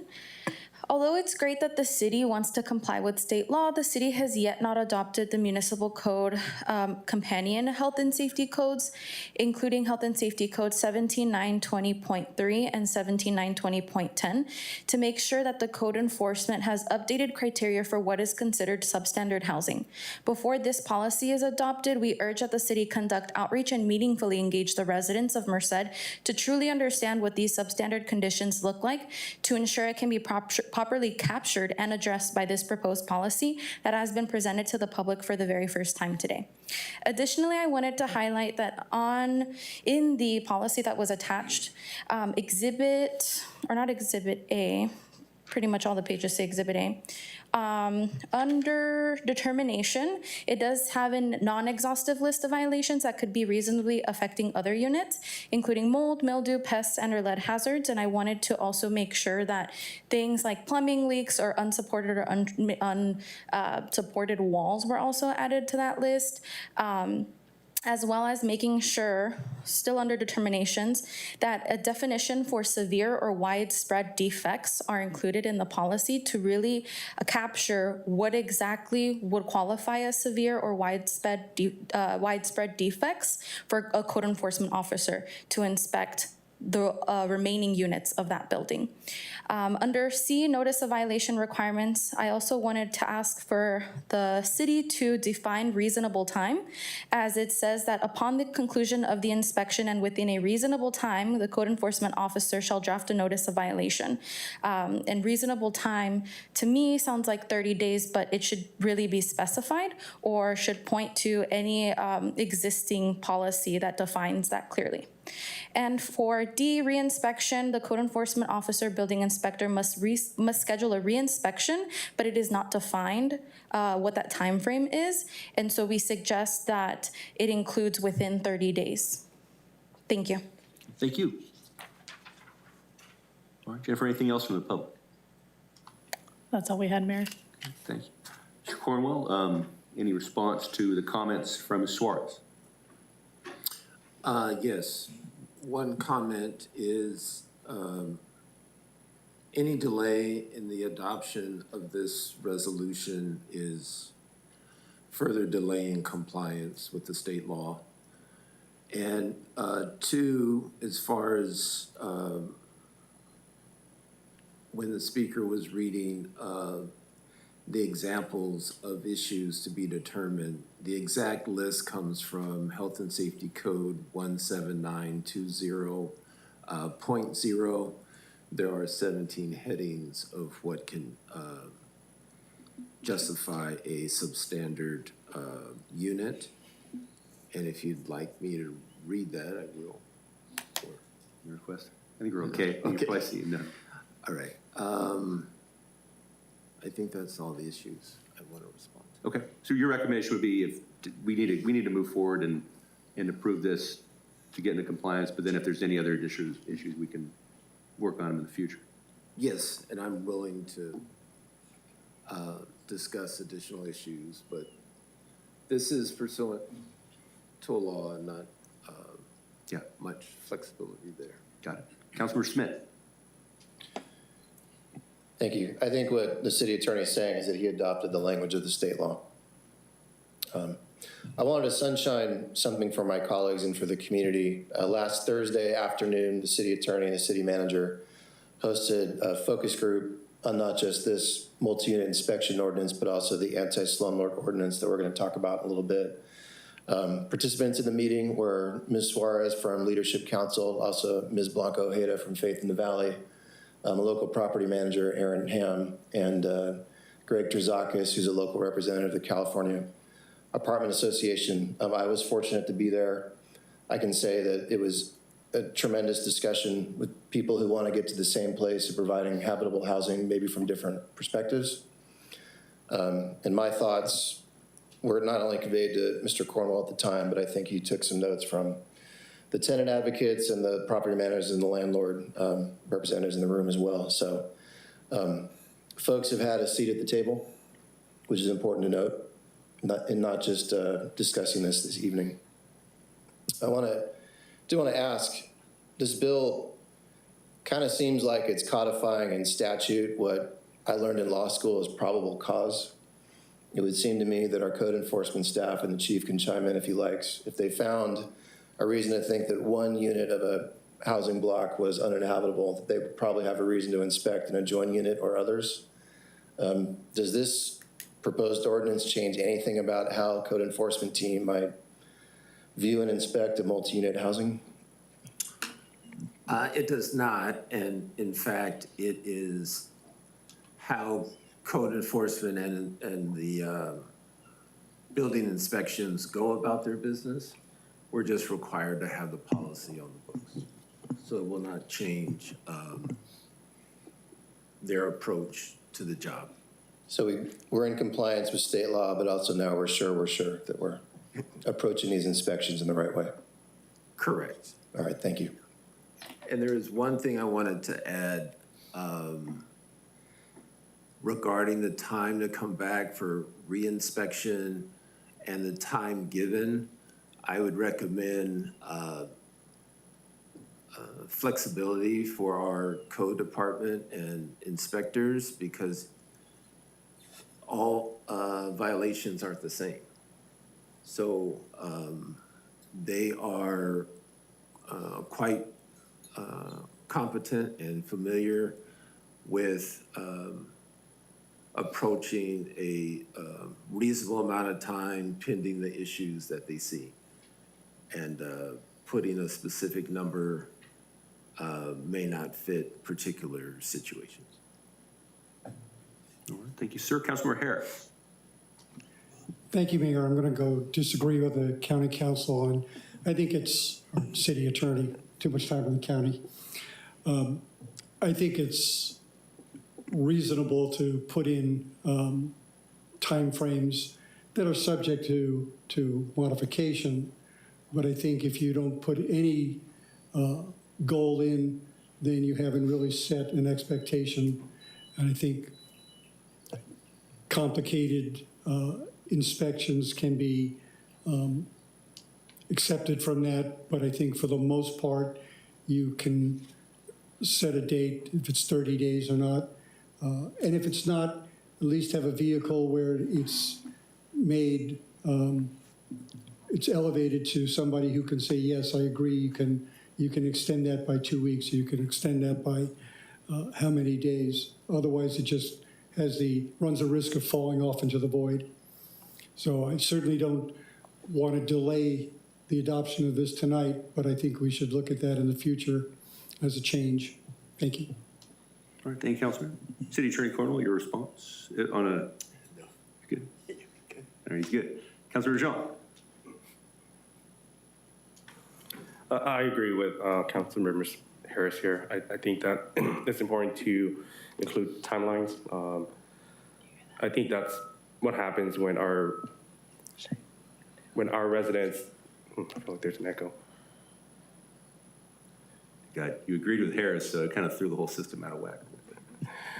Yeah, so the issue that residents tend to see is that they tend to keep having to make reports and nothing happens. And then in this resolution, it doesn't give them a time of what's the next step, right? And so I think adding in timeframes here is actually very beneficial to our residents, and I think that's something we should include. With regards to the determination, are we able to reference that code that you were talking about for the city attorney? Or is that something that we are not allowed to add into the resolution in terms of determination for violations?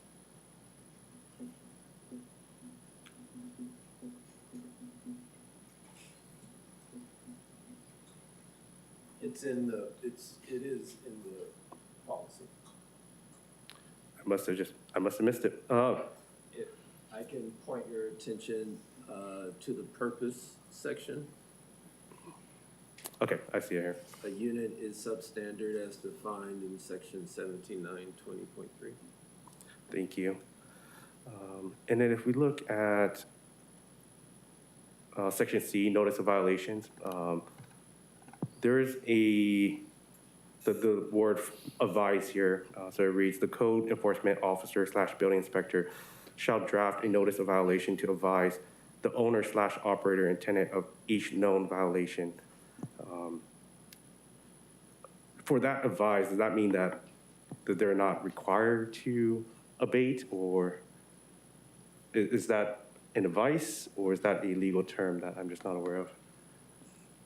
That's referring to bring their attention to the violation notice, like put them on notice of the violation, not advisory, not like it's required to satisfy. Okay, so it still means that they are required to abate whatever violations that they have. Correct. Okay, yeah, because when I was reading the AB 548, they use repair or abate rather than advise. And so I was just wondering if there was any sort of differences in terms of the terminology used. Either is fine. Understood. And then so my understanding is that this is just outlining the process and procedure, but are there any inclusion of penalties with regards to what's this resolution is referring to? Penalty for not complying or not abating violations? No, this resolution is just ensuring the city has a policy. Okay. So as it stands, when we inspect a property and they have violations and then they don't fix it, what's the next step after that? That's been on the books for some time. Fines, receivership, criminal complaint, those are all remedies at the city's disposal. Okay. That's all I have. Thank you. All right. Councilmember Harris, I'll turn to you first to clarify what you're requesting. Is it's under item C, notice of violation requirements? Just want to be 100% clear. Upon conclusion of the inspection, comma, and within a reasonable time? Is that the change that you're requesting? Setting a date? Yes, but it's not, I'm not saying it needs to be changed before we adopt it. Okay. Councilor Zhang, that's what you're saying as well? For example, the section you referenced, C, upon conclusion of the inspection, comma, and within a reasonable time, setting a time frame there? Yes, that and section D with reinspection. It doesn't it just said must schedule. So there's no time frame. Got it. Okay. Reference. What, Councilmember Zhang, what timeframes would you suggest in B and C? I would believe 30 days for a reasonable time in section C, and then for reinspection, I would imagine that's after abatement, and so I would say within 2 weeks, so 14 days. 14 days, 30. Councilmember Harris? What numbers would you prefer? I would do 30 and 30. Okay. All right, any objection to those requests? Councilmember Smith? Thank you. I'm a little bit confused because there are at least 2 timeframes stated in section C. One, code enforcement has a quote reasonable time in which to provide notice of the violation, and then the notice of violation has to specify at the very bottom of the second page a time frame in which to make the corrective actions. In terms of providing the notice, that seems like that could just be in the ordinary course of business. We don't want our code enforcement officers getting tied down by bureaucracy, but I don't see a problem with that. I think what we're really talking about is the time frame in which to make corrective actions. And this goes back to the city attorney who was saying, you know, all violations are going to be different. It takes different amount of time to change out a light switch versus get a water recirculator versus take a unit down to studs and fix black mold. So I would suggest something more like in the commercial lease context, which is corrective actions have to begin within 60 days and proceed with reasonable diligence. Something like that. Because I don't think we can be smart enough sitting up here to know all the context that can fit in a 30-day or whatever. I understand the intent and I agree with it. But I think we're just going to find out that this section of the ordinance is unworkable if we give it too short of a fuse. Plus, we're not the experts in buildings and code enforcement.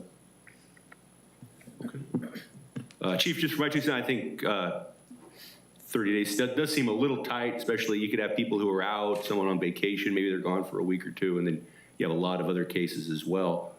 What do you think? Thank you, Mayor.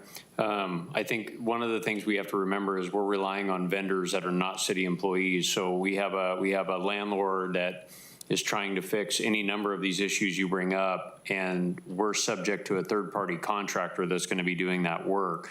I go back to last year and the trouble we were having in this community getting asbestos abatement, because all the asbestos abatement companies were at the Palisade fires removing asbestos from all the homes that had been burnt there. So we were on a very lengthy time frame waiting for that, and it wasn't for any fault of anybody in this community. I understand everybody's intent. As I sit here, the only thing I could think of is we're designating a policy that code enforcement is going to have to be subjected to a timeline that we're going to have to rely on a third-party vendor to uphold. And that's what I'm having a struggle with over here is how do I hold a third-party vendor to a timeline because they have no allegiance to this policy. So that's my only concern. That's the light bulb in my head right now. Like, I have no problem doing it if we were doing the work, but we're not. If that kind of makes sense, Mayor. Yeah, I think there's a balance. I mean, the point's well taken where you say a reasonable time, okay, you know, someone could lag for a long time, but if you set too tight of a time frame, then you're essentially setting yourself up to, you know, not being able to comply with your own ordinance, which then that's a whole other can of worms as well. Councilor DuPont. Thank you, Mayor. I think Councilmember Smith's point may bring a resolution to this of still providing the intent of a time frame, but us not knowing, obviously, the intricacies of how to repair, you know, the habitability issues and how long that may take, providing that reasonable time, but still a time frame of either 60 days to show that they're reasonably working to mitigate the issues, I think meets us in the middle. And so I'd support something like that. All right. Councilmember Harris. Thank you, Mayor. And I appreciate your view on this. But Brookdale Gardens is what I'm concerned about, where the tenants never had any information. I don't see that it's unreasonable to set a time frame that if they can't meet it, at least get a status report and say, this is why it's going to take longer, because a vendor is either non-responsive or a vendor is getting parts. What I want to avoid is somebody, a tenant, just left in the dark when some time frame or no time frame is specified and the problem goes on and their view is nothing is getting done. So you can relax the time I'm proposing so as not to be an absolute time, but a time that it's either resolved or a status report is given to the tenant. Okay, Councilor Jean? So I believe we're talking about two separate things here. So the original point with regards to reasonable time, both of those that I mentioned are tied to code enforcement, not tied to the third party or the homeowner. So again, as it reads here, upon the conclusion of the inspection and within a reasonable time, the code enforcement officer / building inspector shall draft a notice of violation. That time is to our code enforcement officer rather than to the third party. And so my thoughts are that we should be expecting our officers to make a notice after an inspection within a certain time frame. Right? And that's all it's asking there, is that we make sure that they get it done. And so this way we don't have violations just piling up and nothing's moving forward. And so just ensuring that we move forward with each of these violations. And then with reinspection, again, this is not tied to the repair itself, right? It's after the repair has been made. And so this reinspection is based on the code enforcement when they show back up after repairs have been made. And so that should be within a certain time period as well.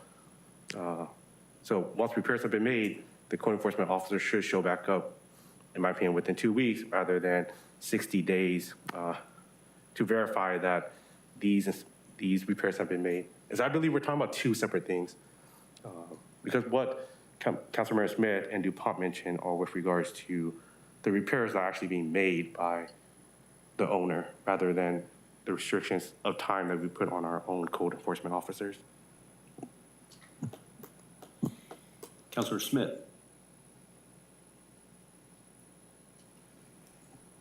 Yeah, so I mean, at this point is when I get confused. If we're going to look at Brookdale Gardens as the model, the issue is not that the residents are not getting notice from our code enforcement officers. I think that's happening actually very quickly. The issue is the owner is almost refusing to repair the property. So if council wants to over-process and set limits on our officers' timeline to give a notice, I mean, you know, okay, we can turn to the chief and see what's reasonable, but the one that matters is the time frame in which to make corrective actions. And every violation is different, and we have to trust our officers that are doing a good job to know better than us sitting up here today what that time frame is. The point is that it has to get fixed. It has to get fixed reasonably quickly given the circumstances. So I think we're focusing on the wrong part of the ordinance, quite honestly. I think they both matter. So we should have a standard for ourselves as well as a standard for Councilor Jean, you repairs. we'll get back to you in a minute. Councilmember Harris was before. Councilmember Smith, was that it? I was just going to reiterate, I mean, the point is that the property owner proceeds with reasonable diligence to correct the action, and they have to start within a certain time frame. So I'm not giving them 60 days for everything, but they have to get started, and we don't know sitting here what any individual violation is going to require. But they have to act with reasonable diligence.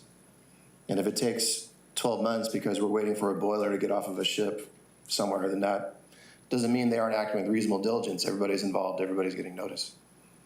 But I think if we try to over-legislate the time frame, we're going to end up with an ordinance that is well-meaning but is not implementable. And that doesn't help our residents or our tenants. What if we, before we take comment, Councilmember Harris, Councilmember Zhang, you're next, and Councilmember Zhang after that. I mean, what if, Councilmember Harris, you made the suggestion earlier, we approve it as is tonight, and then we can have, if any council members want to work on it with staff, come back maybe in 90 days or something, if there's any recommendations as a time. I think a lot of it too, as we're saying, is going to depend on the specifics of how our code enforcement officers work. And, we're not in the best position sitting here to be able to determine that. Councilmember Harris. Thank you, Mayor. 2 items. Councilmember Zhang is correct. The draft of the notice of violation isn't dependent on anybody else, and I would ask the chief, is it reasonable that that notice of violation could be drafted within 30 days? I think that's very reasonable. And the second point, which Councilmember Smith brings up, which is valid, is the time frame, and that will vary. That will depend on a lot of things. But what I'm advocating for here is a certain amount of time where reports have to be given, and progress reports, so that residents are not left in the dark. Councilmember Zhang.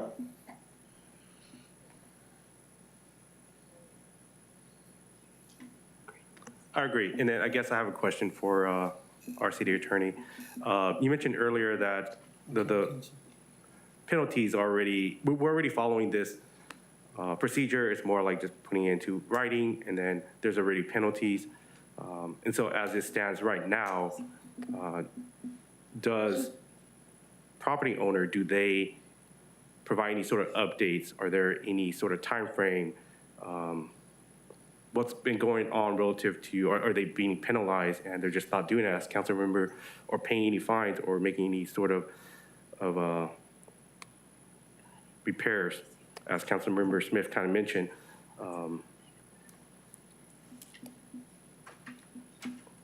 I'll start with that. Thank you for the question, Councilman. My earlier point was that the penalties you're referring to is outside the scope of this policy, but that they are on our books. So code enforcement identifies violations, provides times to repair, owners comply or don't comply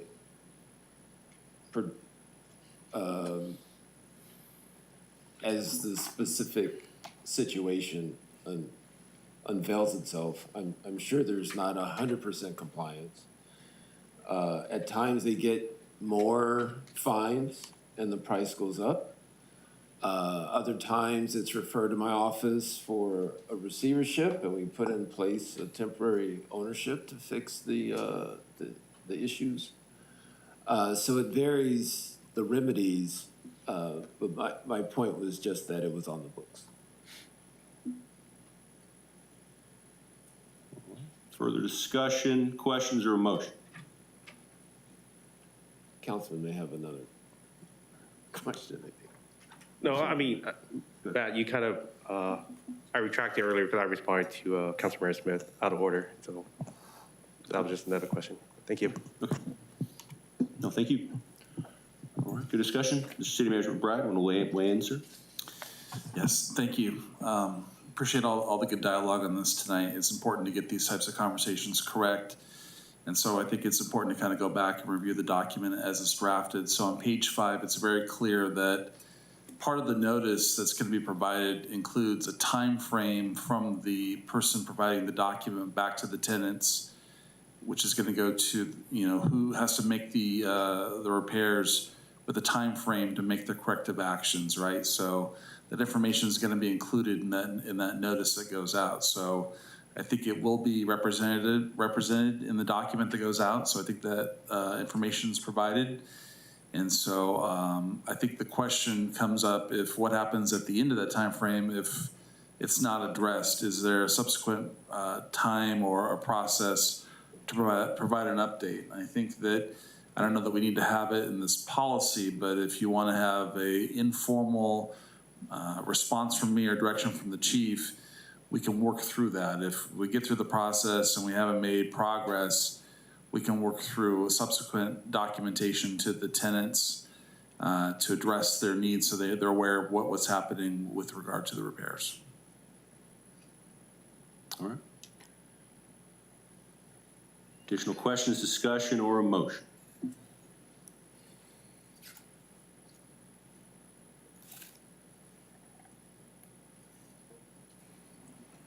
I'll move to approve the draft as presented. Second.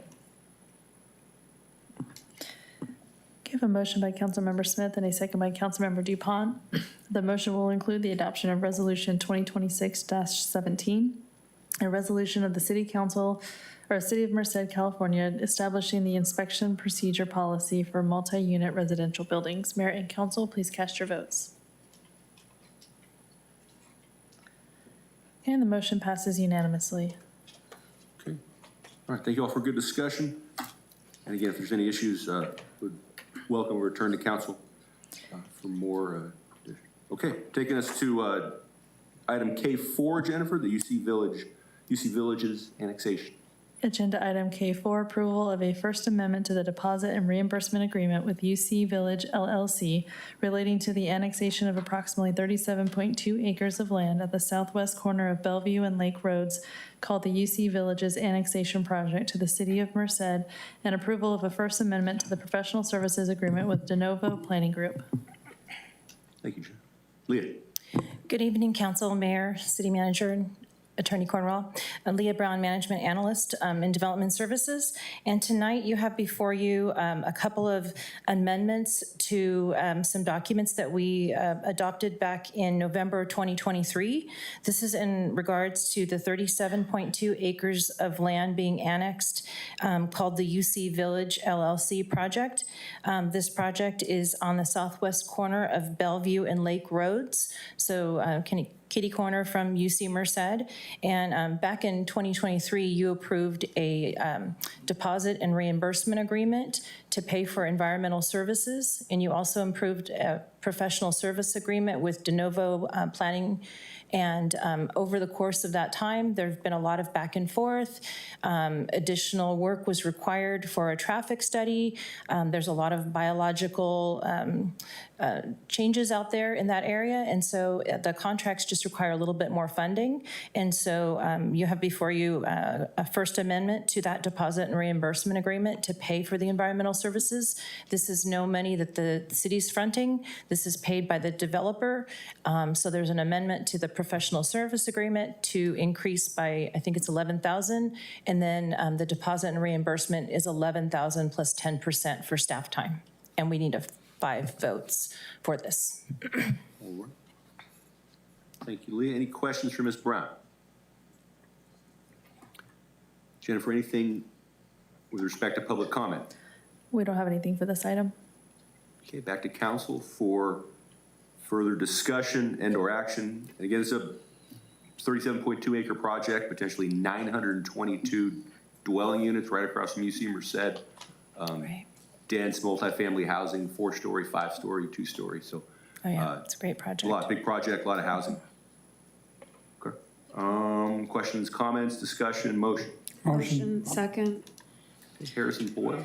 We have a motion by Councilmember Harris and a second by Mayor Pro Tem Boyle. Mayor and council, please cast your votes. And the motion passes unanimously. Thank you, Jennifer.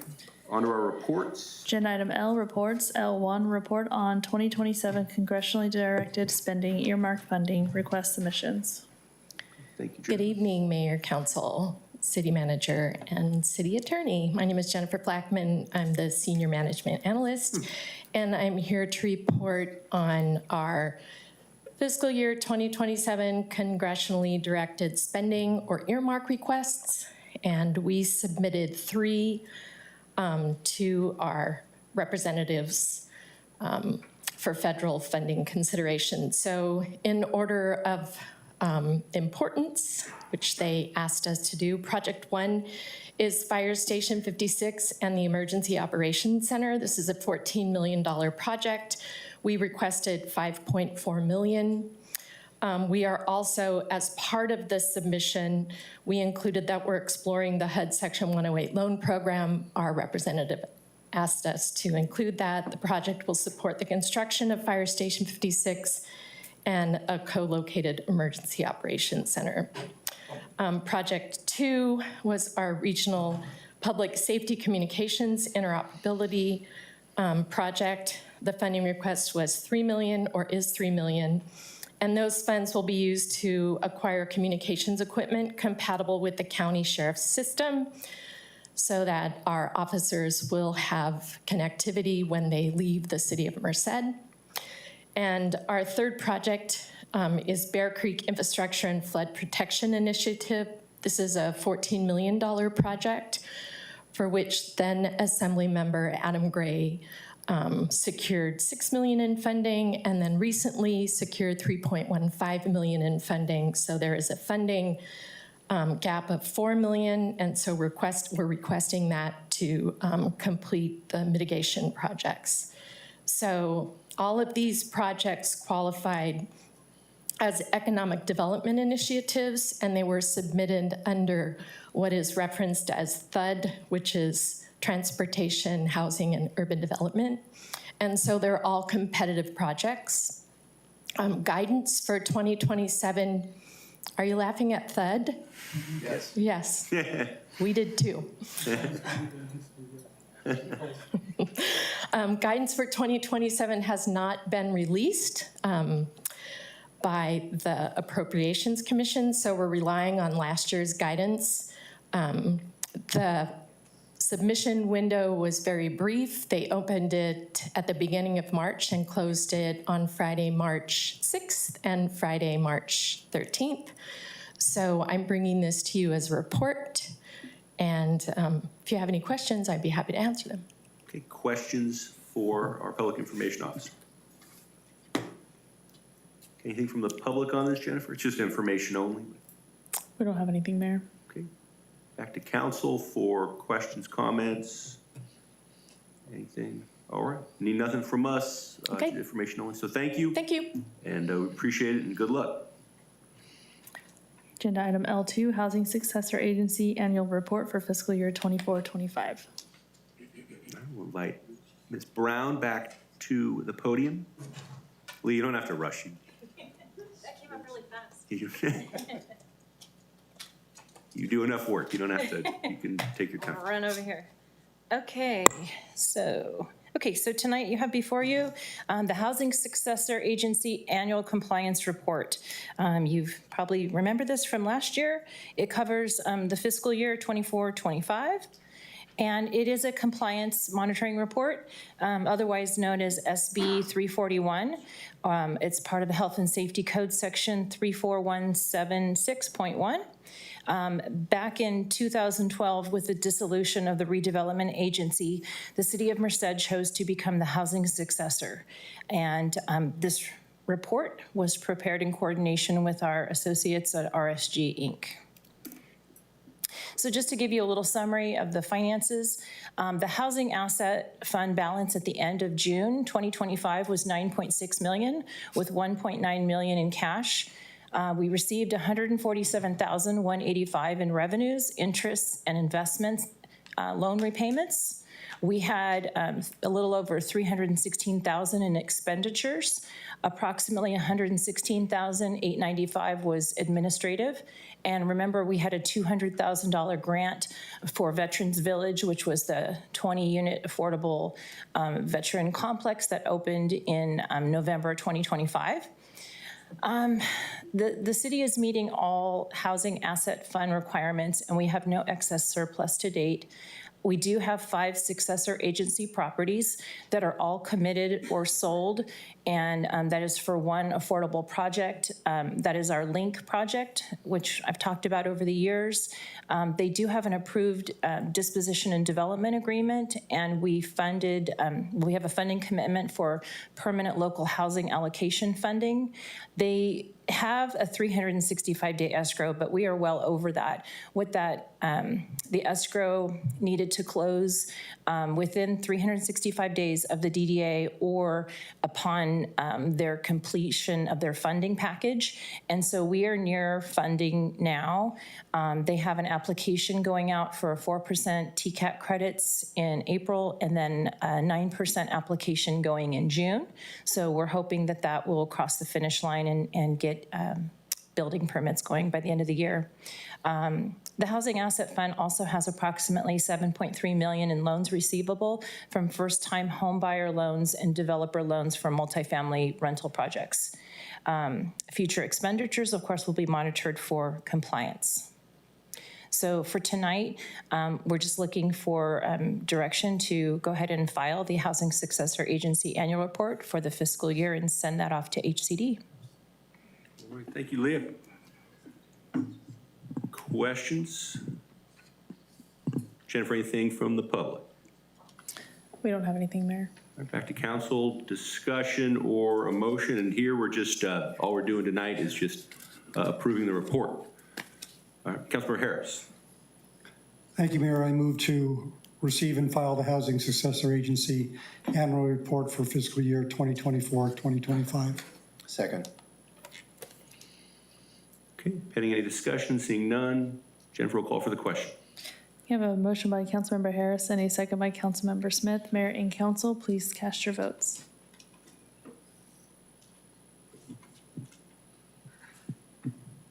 And the motion passes unanimously. All right. Well, after 8 o'clock, we've been going for a little over 2 hours. Quick break. Okay, we'll take a quick break and then we'll return for item L3. Return within a reasonable time.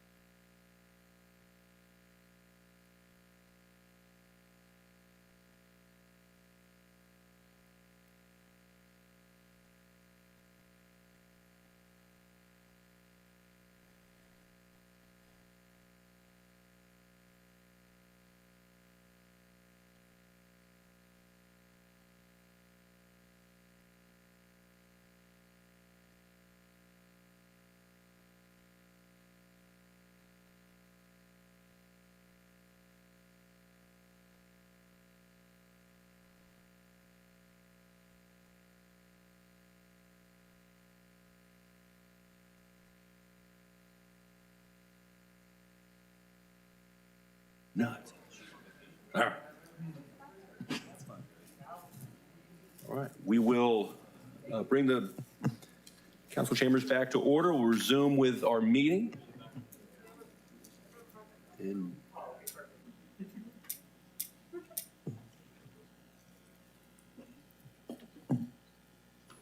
all right.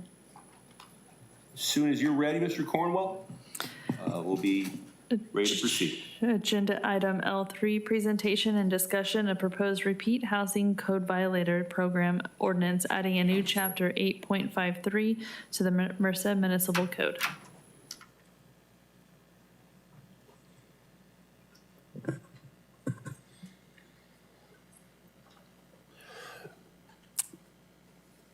Mayor, council, community members, I am very pleased to be able to discuss this proposed ordinance that we have titled Repeat Housing Code Violator Program.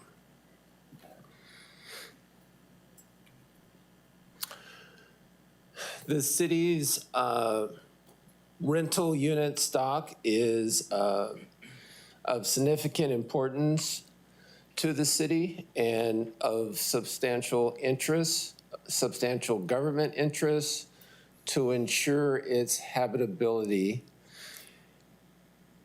And the issue that I was confronted with is how to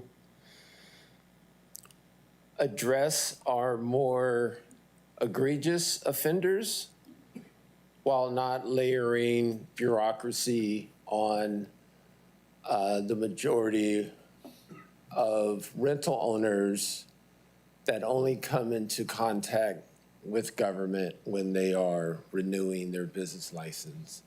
And otherwise, they're great stakeholders in the community.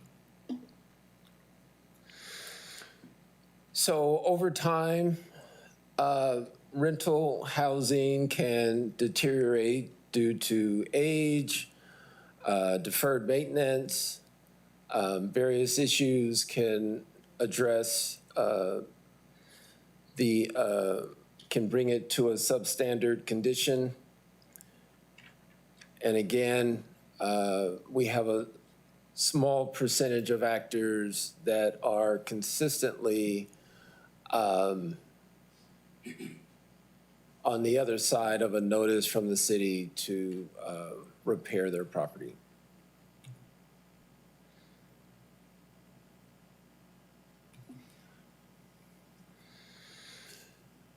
So we came up with a repeat housing code violator, and the basic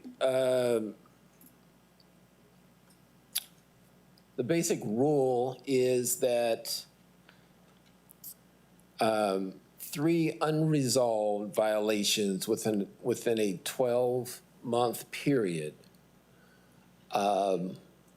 get you a notice of determination of being a repeat violator. And the violation can be municipal code, state housing, fire code, California health and safety code, that affects habitability, health, or safety. So we're not talking any code imaginable. We are focused on substantive, serious violations that address health, safety, and living conditions.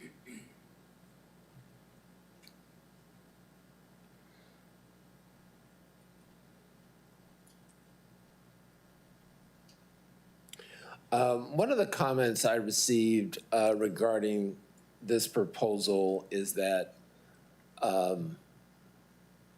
other similar ordinances place the standard at the California Civil Code 1941.1.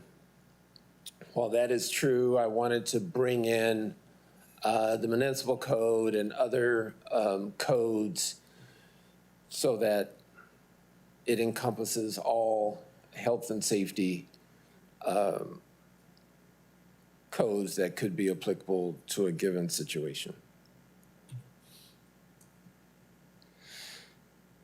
So let's go to the owner's rights first. The owners have a right to be notified of the outstanding violations. They're also required to be notified which property and given a time to cure. We'll get to that point shortly. We can talk about the right time frame. And then the way the ordinance is currently prepared, the owners have a right to appeal to City Council the city's determination of that they are a repeat offender. And I'll get into that further later on in the presentation.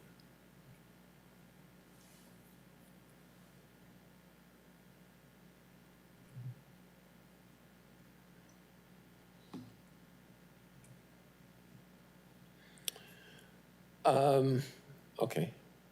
With the appeal, we wanted to make sure that the subject of the appeal is the determination that they are a repeat violator.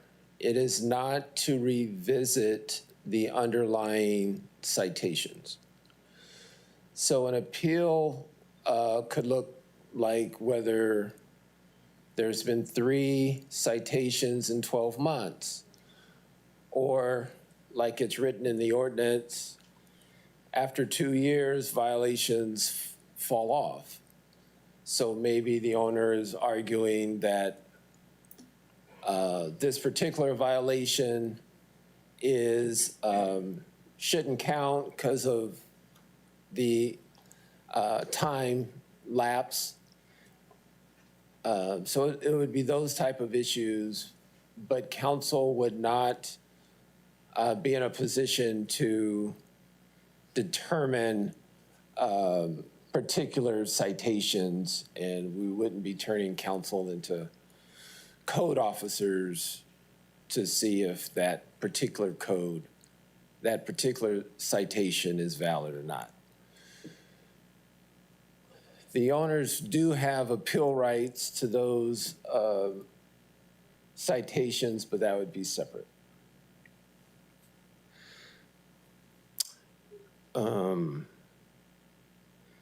Councilman Smith, you asked about the standard, and the standard would be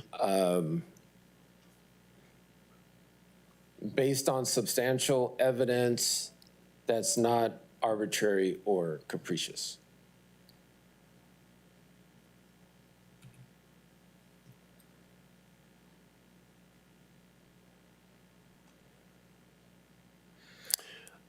From what's on the agenda, we made a slight change that the position that prepares the administrative hearing packet for the appeal is the city attorney and not the city manager.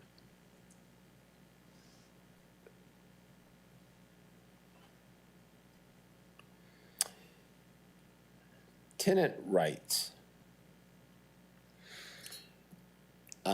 Any displacement under this ordinance, whether it's determined to be substandard or one of the remedies is revocation of a business license.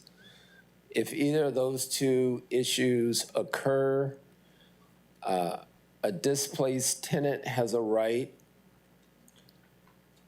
to tenant relocation assistance.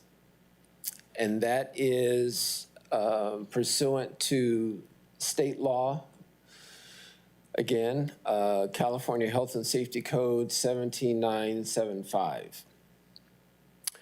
Relocation is defined as 2 months of established fair market rent, utility service deposits determined by the city, and refund of any security deposit held by the owner, if any. The tenants and prospective tenants are notified of owner's designation as a repeat housing violator.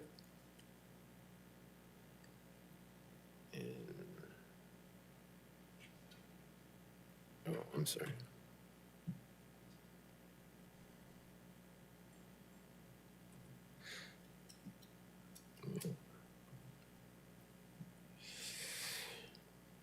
Also, the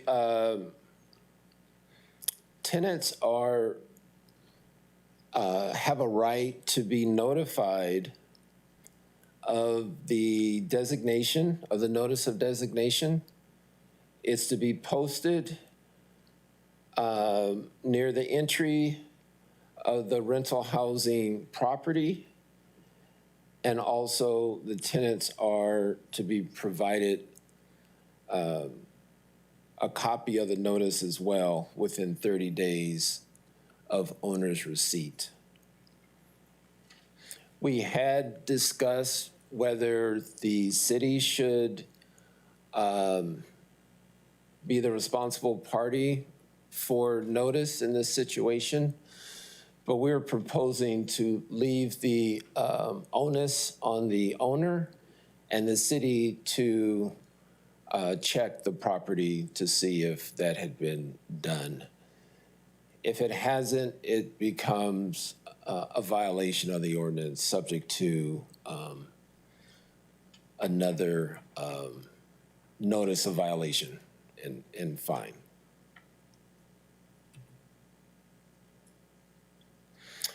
The city manager or his/her designee shall maintain and make publicly available a repeat housing code violator list, including of the list would be owner, property, address, list of the violations, and that can be updated quarterly, which was a suggestion that we received. We would maintain an annual list that comes to council, but the city manager's list can change much more frequently as names go on and come off.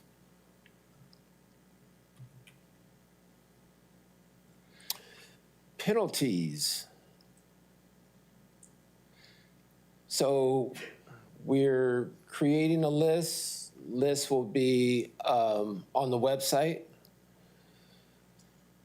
So there is a public notice aspect.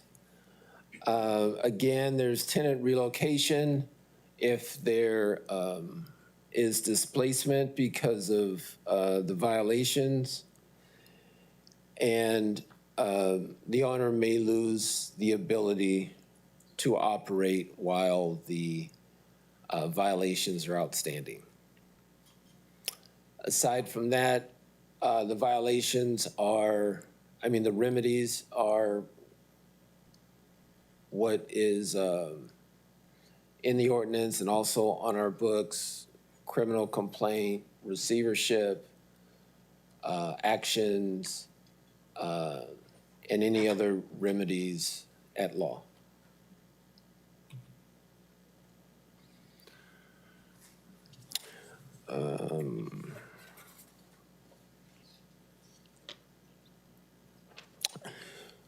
So to summarize, this ordinance is about addressing habitability and standards of living conditions for tenants in Merced. We have attempted to shape this in such a way that it doesn't require additional rules and regulations on all rental owners in the city, which was a comment last time this was discussed. And we are trying to target the more egregious owners in the city and come up with significant remedies that would deter their behavior of operating in a substandard fashion. I will stop there. I know we have comments and questions from the audience and dais, so I'll be back shortly. All righty, thank you, Craig, for all your work on this. We appreciate all your hard work in drafting this ordinance. Okay, do we have any comments or any questions at this time for our city attorney? Okay, Councilmember Zhang, you're first. Oh. Craig, for the properties, the rental housing units, do they encompass any units that are under Section 8 or are Section 8 housing excluded? It would encompass all owners in the city, yes. Awesome. And then you mentioned tenant relocation. Is that for permanent relocation or is that for temporary relocation during construction? During repairs, relocation assistance. Okay. As a result of displacement from the issues. Awesome.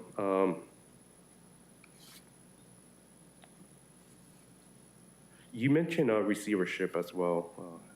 Is that a potential solution when if the owners are not in compliance with resolving violations? That is a current option now. With something like this on the books, what we're adding is the ability to revoke the business license as an option as well. Are we able to do both, or does one take priority over the other? I imagine you could, there'd be a situation where there's a repeat violator, and then we also go to court to get a temporary owner because we've lost confidence that this owner is able to facilitate the required repairs. So it doesn't, there's a situation where we could take both actions. Awesome. Thank you. Councilmember Smith. Thank you, Mr. Mayor. Thank you, City Attorney Cornwell, for all your work on this, not just the presentation, but the thought and effort that went into taking council's direction and crafting actual words on the page. I appreciate it very much. So just to recap, I mean, some of this is coalescing other authorities in one place. Some of these are new innovations. As I understand it, a property owner who's found to have 3 habitability violations in a 12-month period will be adjudged by the city to be a repeat housing code violator? Correct, yes. Okay. Is there any language in the draft ordinance that would apply to existing code violations? Meaning, is there any retroactivity provision, or are we talking about from the date of enactment on forward, that's when the 3 strikes would start accruing? As how it's currently drafted, it's 30 days after enactment, the violations start counting towards the program. So I know in the law, the bar to have an ordinance apply retroactively, is pretty high. But do you have any thoughts on whether it would be advisable to include that kind of backward-looking counting of strikes, so to speak?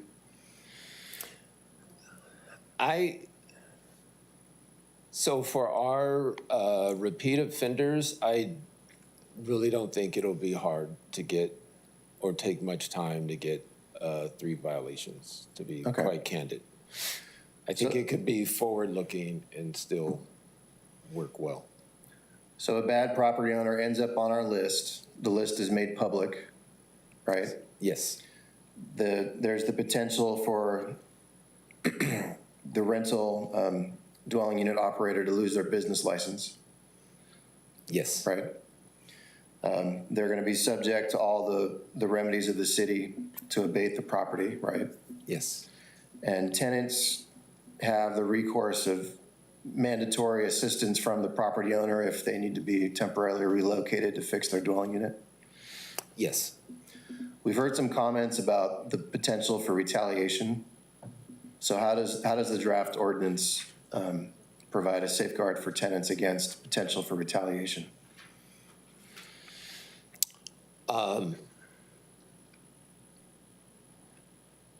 I would consider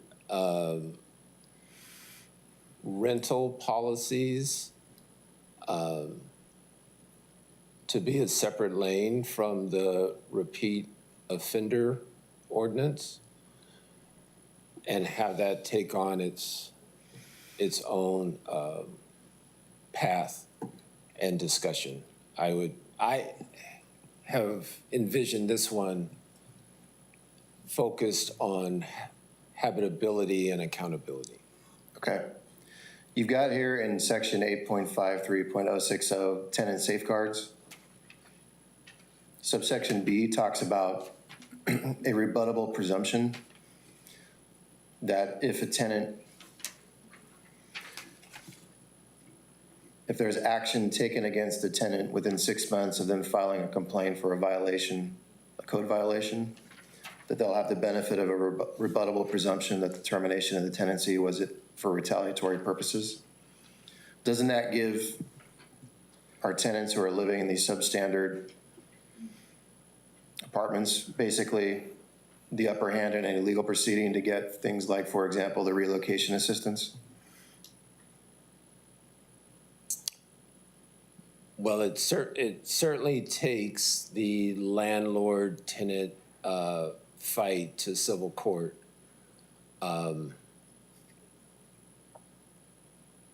How that dispute resolves itself, I'm not sure. Well, sure, we can't predict how judges are going to rule, but for the non-lawyers in the room, what do you mean here by a rebuttable presumption? That the retaliation was caused by the fact that the tenant filed the complaint? Within the time period, the judge can assume it was retaliatory unless the owner has proof that it wasn't. So we're basically giving the tenant the high ground? Yes. If they have to go to court? Yes. Yeah. A property owner gets on the list, they want to get off of it. Am I correct in understanding that the property owner either fixes the 3 violations or they come to city council in a public meeting and try to explain why they shouldn't be on the list? Yes. Okay. I'll just say I like the fact that a bad property owner has to come to council and not some subordinate commission that doesn't have all the lights on. So part of this is moral opprobrium. You know, making folks stand up in front of our community, I think, is important to this. And you said that in an appeal, the standard by which the council would review the property owner's position is substantial evidence. Can you explain a little bit more in regular terms what that means? So the law is hesitant to come in between council and their votes. So if however council members want to vote, as long as you have substantial information before you to come up with that determination, and it's not just on your own arbitrary, not based on what's being presented in front of you, you're fine if after the appeal, the owner wants to go to civil court and have your decision undone. so to speak. In a sense, where council is deferring to the city's determination that the property is substandard. We're not up here trying to make our own determination for the first time. No, no. Right. And it won't be, that was another issue we discussed. It will not be a new hearing where you're trying to uncover whether there's a violation at the unit. Yeah. No fact-finding up here in the council dais like in DC. Yeah. No. One point of feedback, and then I'll pause. Maybe I'm misunderstanding the proposal. I would prefer that property owners not be able to wait out their time on the list, meaning they have 3 violations in a 12-month period. Then they have another 12-month period where they don't have any more violations, but they still haven't fixed the original 3 that landed on the list. You can correct me, Mr. Cornwall, if I'm wrong, because it's not unheard of that I am. But I mean, I think the path to being no longer on the repeat offender list should either be that you fix the 3 or more violations, or you stay on the list and incur fines and enforcement from our police department.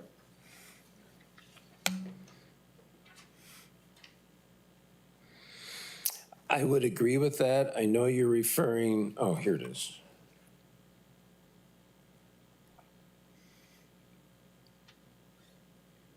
Okay, you're referring to subsection E on 8.53.040, and I can revise that section. It currently reads that if no new serious or uncorrected violations have occurred for a continuous period of 24 months, but I can revise that to include and prior issues have been resolved. Yeah, if you think that's legally permissible, that would be, speaking for myself, my preference. All right, thank you very much for answering my questions. Okay, additional questions, Councilmember Jean? Piggybacking off of what Councilmember Smith brought up with regards to the retroactivity. So as of whenever the ordinance is implemented or enacted, everybody starts with a clean slate. Is that my understanding? Yes. Okay, and then so that means that as of right now, like Brookdale, they're considered clean, and then residents would still have to make complaints after the ordinance is enacted. No, that wouldn't be the case, no. And I say no because this wouldn't be the only ordinance that would cover the issues at that apartment building. We have current laws that address that issue, so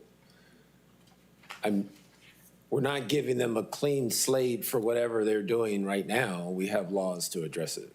This is a particular program that will be enacted in the future. I understand. Well, what I mean is that they're a clean slate in terms of they're not considered a repeat housing code violator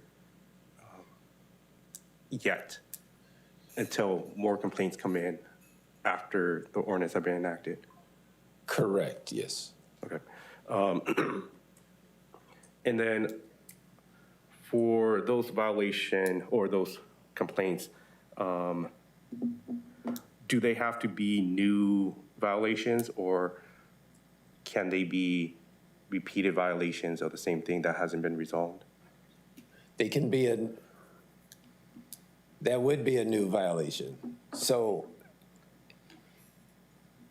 an unresolved violation can be cited again at a future date if they've gone past the time frame that code enforcement has given them to resolve it.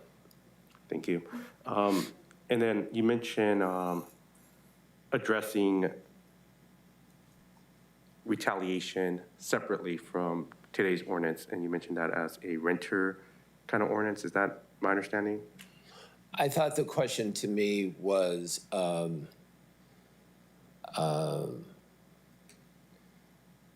renter protection program or some separate program, and I was just saying, I didn't put a separate program in here. If that interests council, I could address it at a separate time.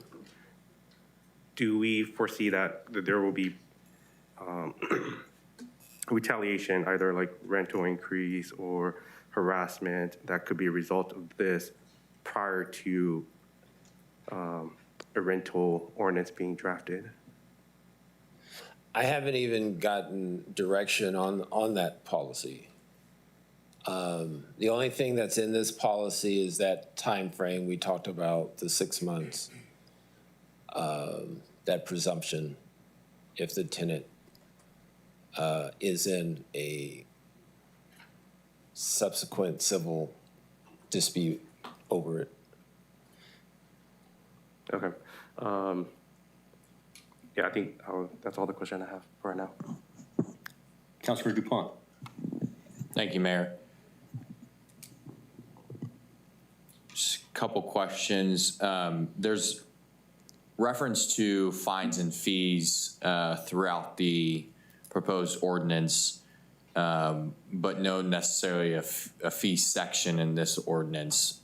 So I'm assuming these are being related to the current fines and fees that we currently have on the books. Correct.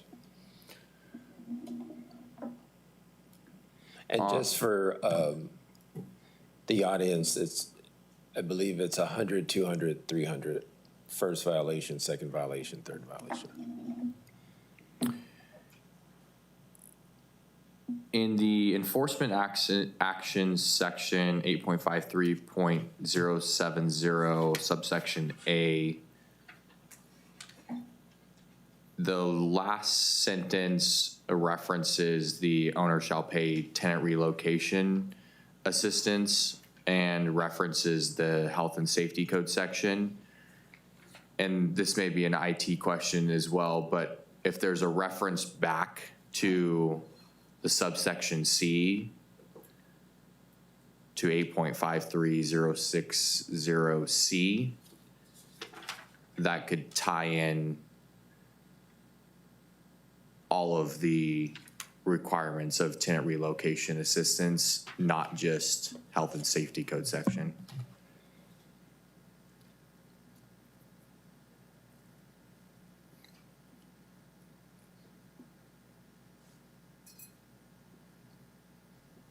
Okay, thanks. And then my last question is to that same section, enforcement action, subsection B. There's a may that is used, may refuse to renew or revoke. Is there an intent or an idea of what causes it to not be renewed or to be revoked?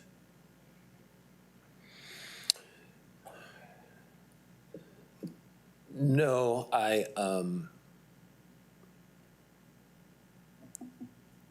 I typically write may for city, just to give flexibility for particular situations, but the only may that, we have a list of tools. Mm-hmm.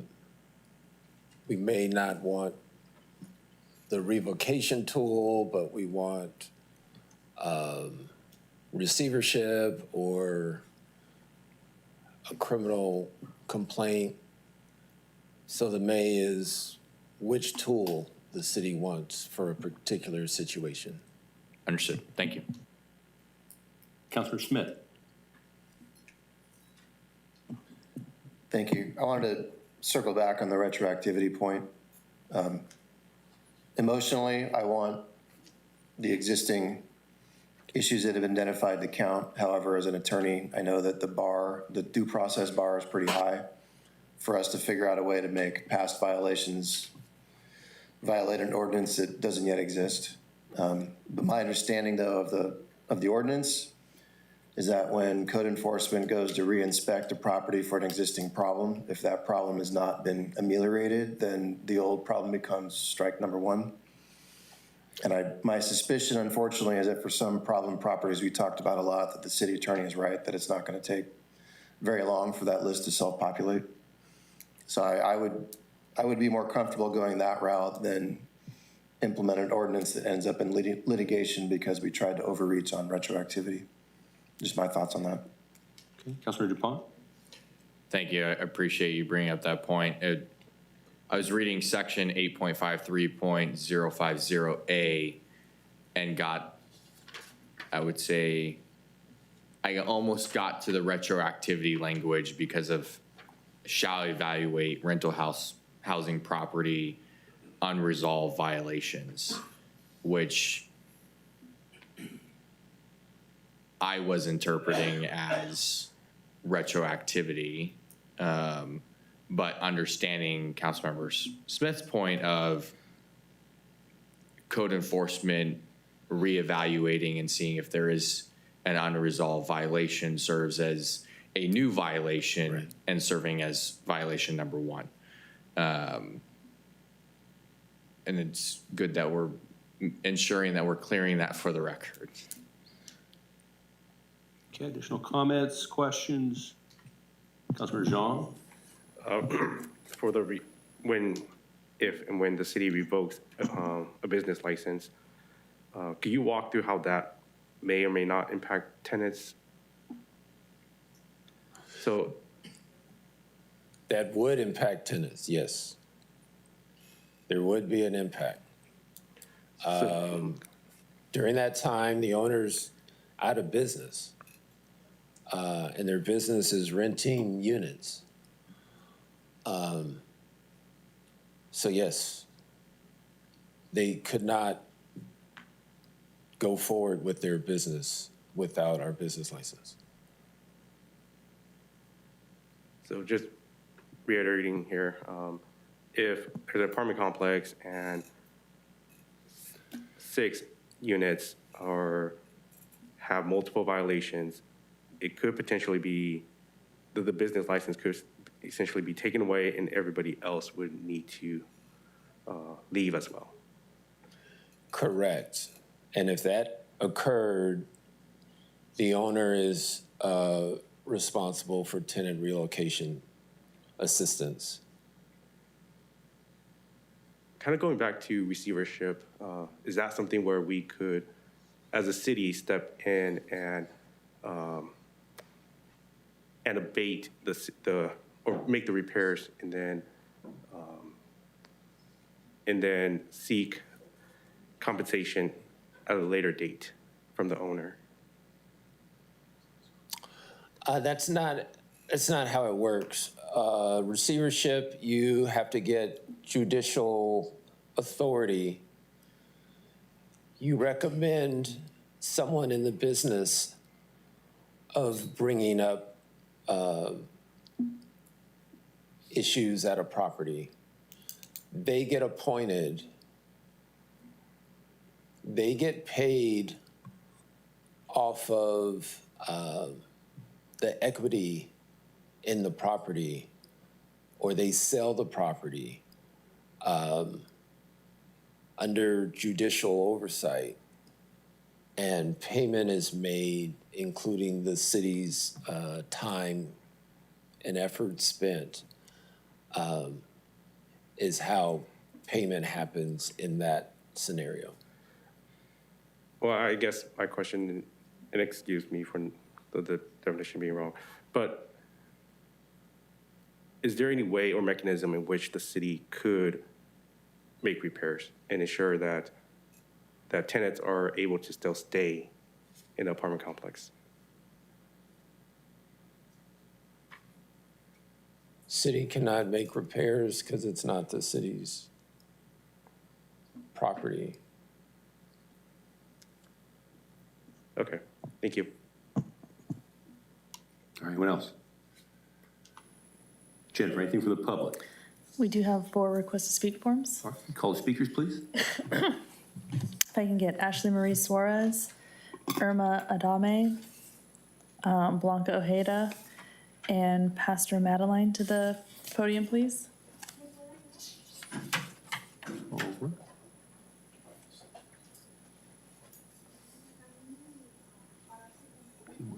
Harris, you say you want, Harris can hold the sign if you want. We're gonna use them. Okay. As long as you're not blocking anybody's view. You can stand behind me if you'd like. All right, go ahead, Ashley.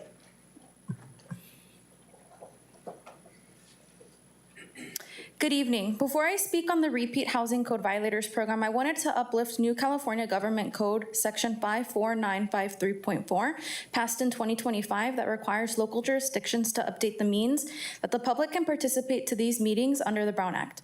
To ensure that the city meets its goal of transparency and accessibility, we urge that prior to critical ordinances and policies such as the ones being discussed today that impact the quality of life of your constituents are being approved or denied, the city updates its means of accessing this public meeting, including by two-way telephonic service or two-way audiovisual platform. Now to the topic at hand. Thank you to Councilman Smith, City Attorney Cornwell, City Manager, and Development Services staff who made the Repeat Housing Code Violators Program roundtable we had on Thursday possible. It was a very productive session, even though it was attended by only a handful of guests to speak on citywide housing issues. I would have loved the opportunity to speak on the multi-unit substandard buildings policy during our conversations if given the opportunity. The following are recommendations on the Repeat Housing Code Violators Program residents who were not invited would like to see incorporated.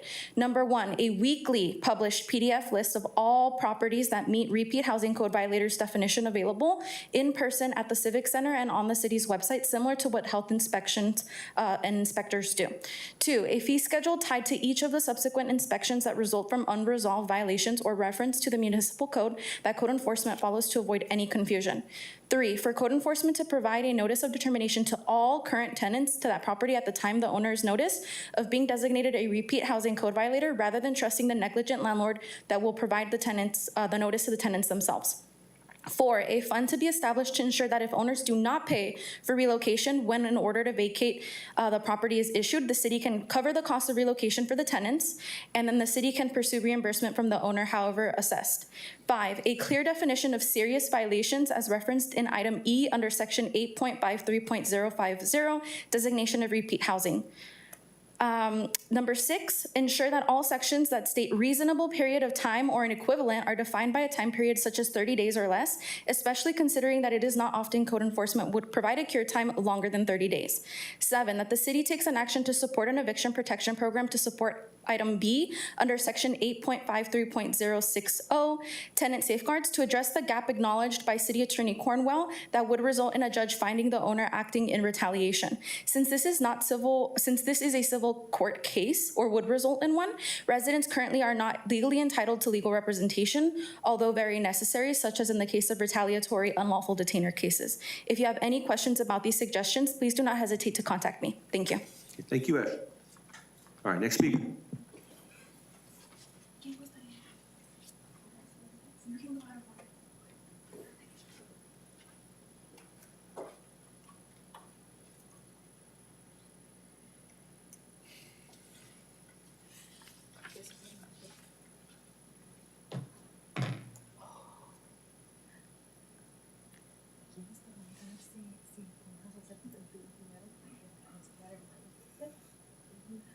Sorry, do we have interpretation for Spanish?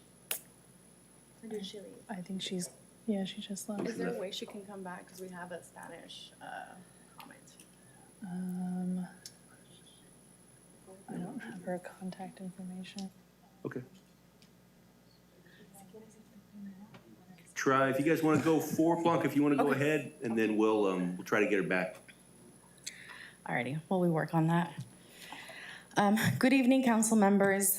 And I want to say, first of all, thank you so much for this ordinance.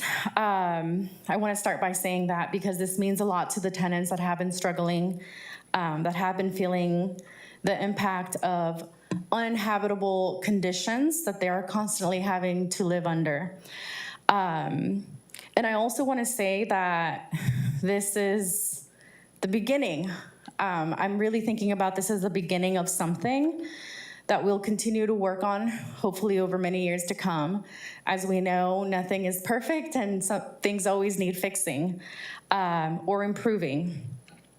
And it's been a year now since tenants at Brookdale first brought their stories to you.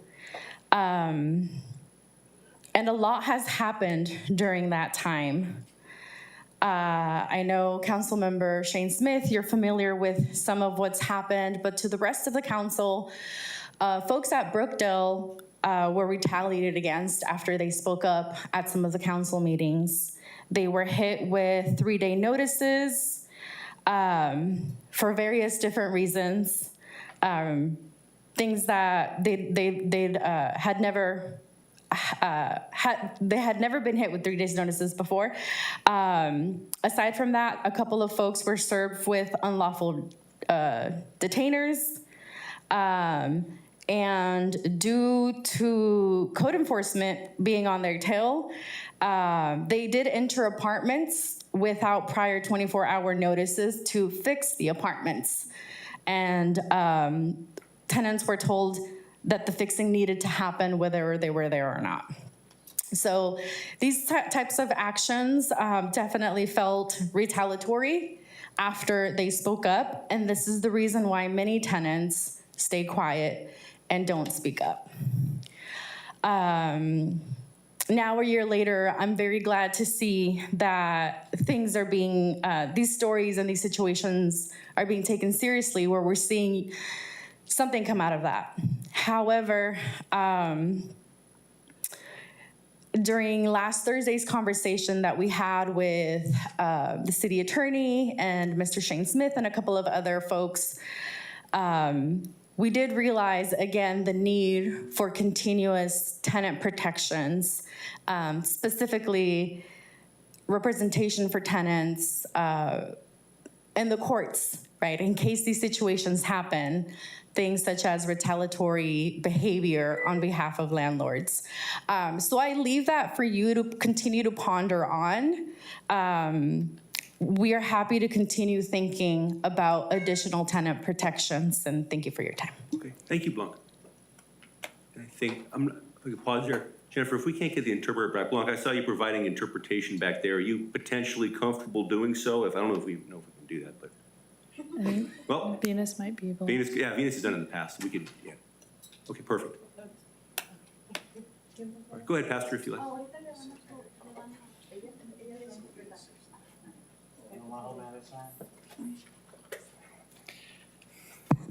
Okay, good evening, members of the City Council.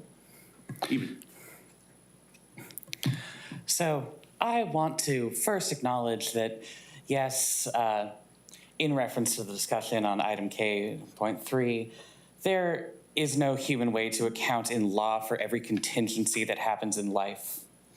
I recognize that, and yet we must remember that housing policy is not a matter of abstract rule and the economy. Housing policy is a matter of life and death.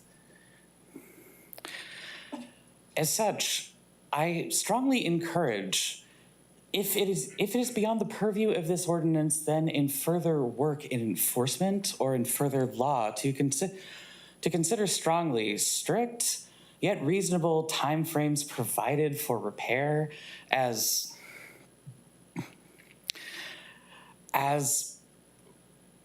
we don't want tenants living in unsuitable conditions to continue living in them for longer than is necessary to get procedure done.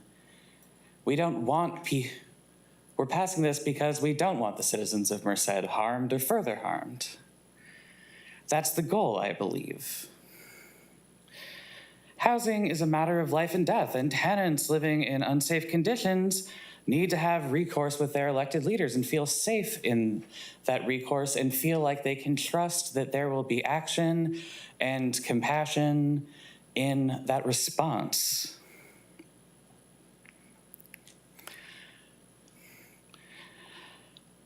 Housing is a matter of life and death. It is not abstract. It is up to you as elected leaders of this city to make an enforced policy that supports the life of its citizens and permits their dignity in thriving. And I have faith. I am choosing to have faith that you, the members of City Council and City staff, are perfectly capable of doing so. And so I wish to thank you for listening, especially to listening to the stories of Brookdale tenants and further tenants who bring stories of unsuitable living conditions and an unjust relationships to their landlord or property managers. Because this is not an abstract thing. This determines the quality of people's lives, and let it not be said that there was lack of political will or lack of trying or anything of the kind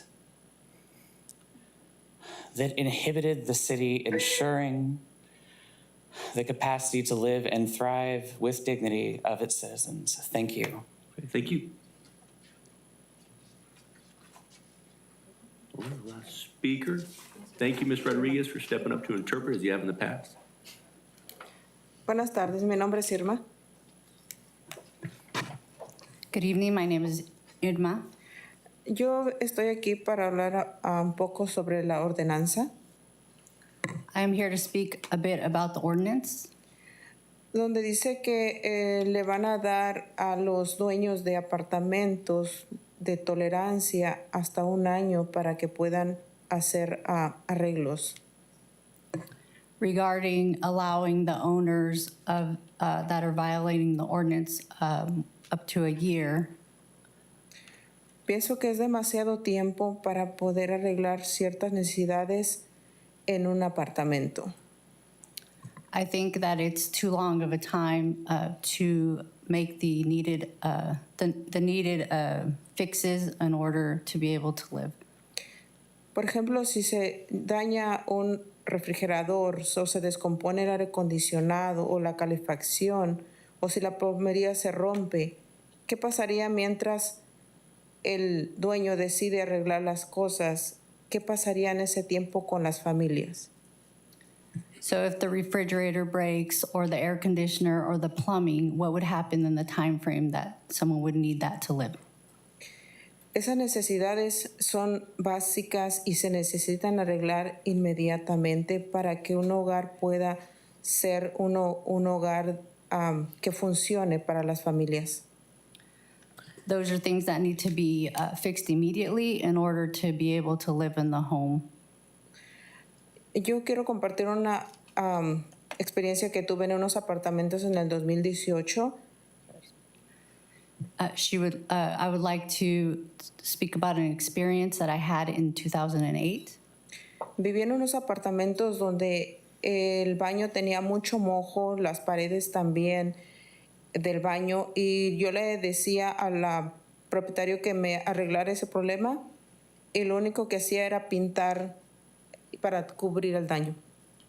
So there was a lot of moisture and wetness in the bathroom, and so I would speak consistently to the manager about fixing that. Y lo único que hacía era pintarlo para cubrir el problema. And the only thing they would do was to paint over it to fix the problem. Y así viví por varios años y cada año era lo mismo y nunca arregló el problema hasta que me salí de ahí. I lived that way for several years, and they never actually fixed the problem until I moved out. A mí me gustaría que el alcalde y los concejales usen su poder político y tengan la voluntad para hacer un cambio. I would like the mayor to use the power that he has in order to make some change. Para proteger la dignidad y el derecho de los inquilinos en nuestra ciudad de Merced. Gracias. To protect the dignity of the renters in our city. Thank you. Thank you. Thank you. All right. Thank you, everyone. All right, Jennifer, anyone else? That's all we have, Mayor. Okay, we'll bring it back to council for additional discussion and action. All right, any additional comments or a motion? Question. I think Craig wants to take more questions too. Sure. All right. Councilmember Tapp? City Manager, unless I missed it on the ordinance here, just to clarify the 3 violation, is it, let's say property owner has multiple properties throughout the city of Merced, and they have 2 violations in one properties, and then another 2 violation on a different property, that's considered as a 4, or they have to be in the same property? Do not have to be at the same property. Long as it's in Merced is the only requirement. Okay, thank you.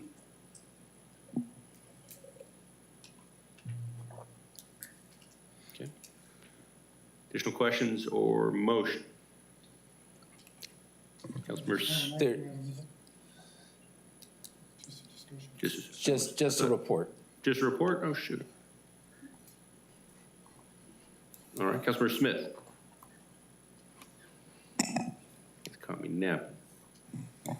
Thank you. I was just going to say that I think we're slated for discussion and Mr. Cornwell's to come back. I would be in favor of revising the cure timeline language along the lines of the conversation we had about an hour ago on another item. I think it makes more sense to require the property owner to begin repairs and proceed with reasonable diligence. And they need to start repairs or begin that process within 30 days. But again, I think it's dangerous for us sitting up here to think that we can pre-legislate what our code enforcement officers are going to be seeing and making recommendations about in the future. Councilmember Jean. I could agree with Councilmember Smith as well, fixing the language with regards to timeliness.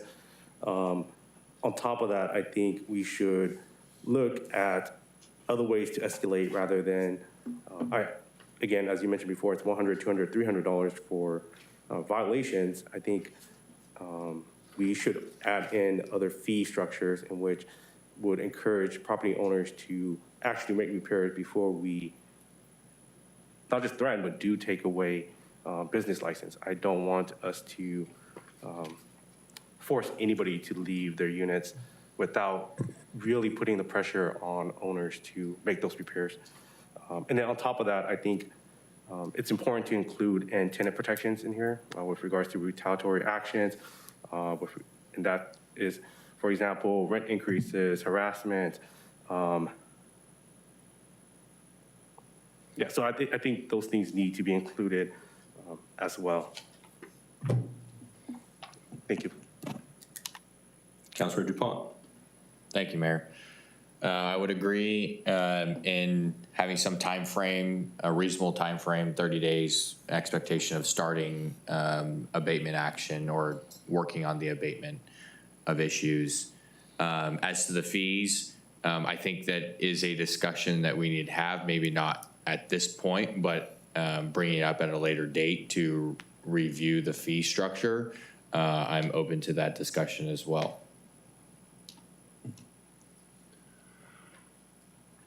Councilor Smith. I was just going to jump in on I see the discussion about the fees, both the amount and the structure, as a separate conversation. But I agree with Councilmember Zhang and Councilmember DuPont. You know, we want this to hurt, and I'm not sure the current fee structure does. But I'd like to see this get in place, and then we can talk about the remedies. Councilor Harris. Thank you, Mayor.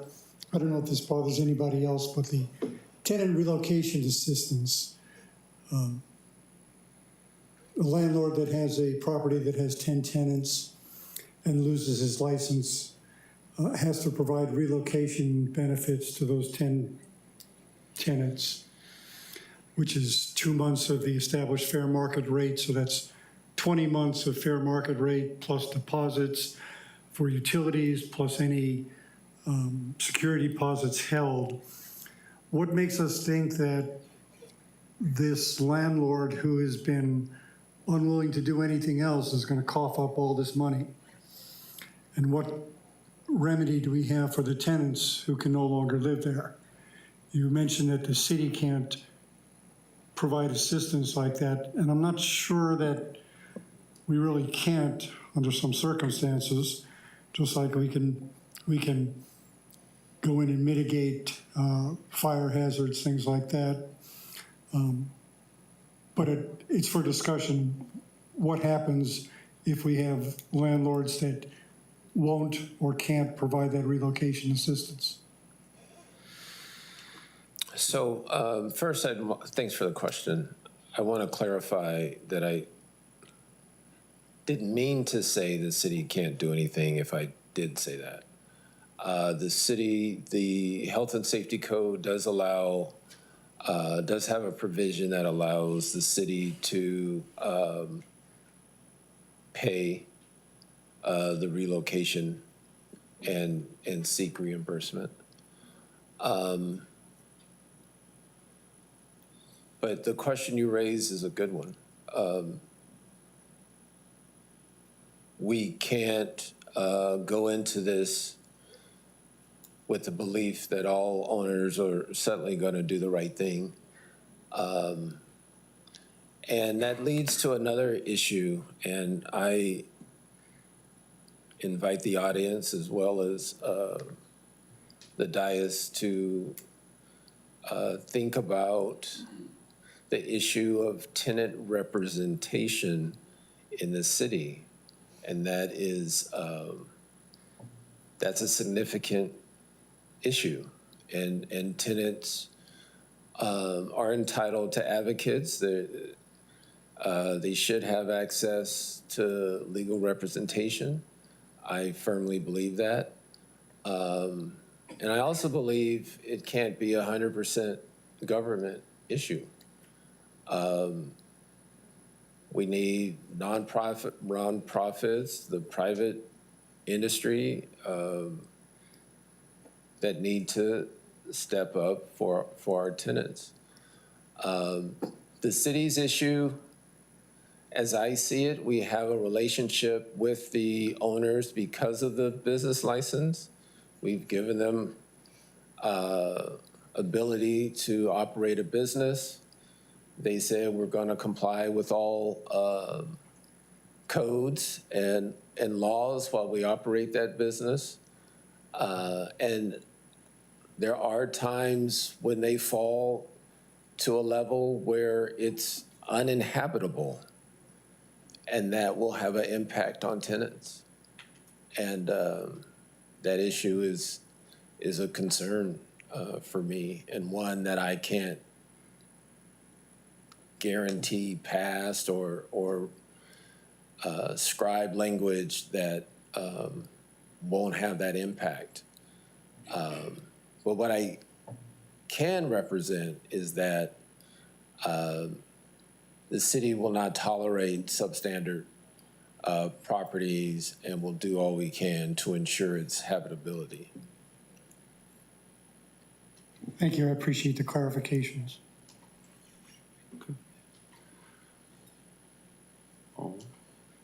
So Greg, in terms of next steps, just looking for suggestions tonight. Do you have enough direction, or seems like the council's coalescing around certain ideas? But the next, well, one question I have is, would council prefer a presentation like this, or once I do the revisions, come back for the first reading?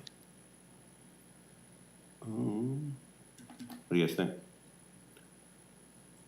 I think probably a first reading. I think get right to it. I mean, just given the amount of effort put into it already. Thank you, Councilor Smith, for your work and staff. I think just out of efficiency too. I think we'll get right to it. And if there's any issues that need to be addressed, then just my 2 cents. But getting right to it, we can instead of having that midpoint, we just get right into it and hopefully. No, I agree. I mean, it's taken a bit to get to this point. We need to get on the books. If there's any other minor suggestions we can reach consensus on, any motion adopting could make the amendment. Figure it out then. Yeah, it's been working on this for a long time. All right, Councilor Jean. Just on that point, I think we should move forward with the first reading. I would love the draft to be sent out to us earlier in advance if possible, and to community for review as well.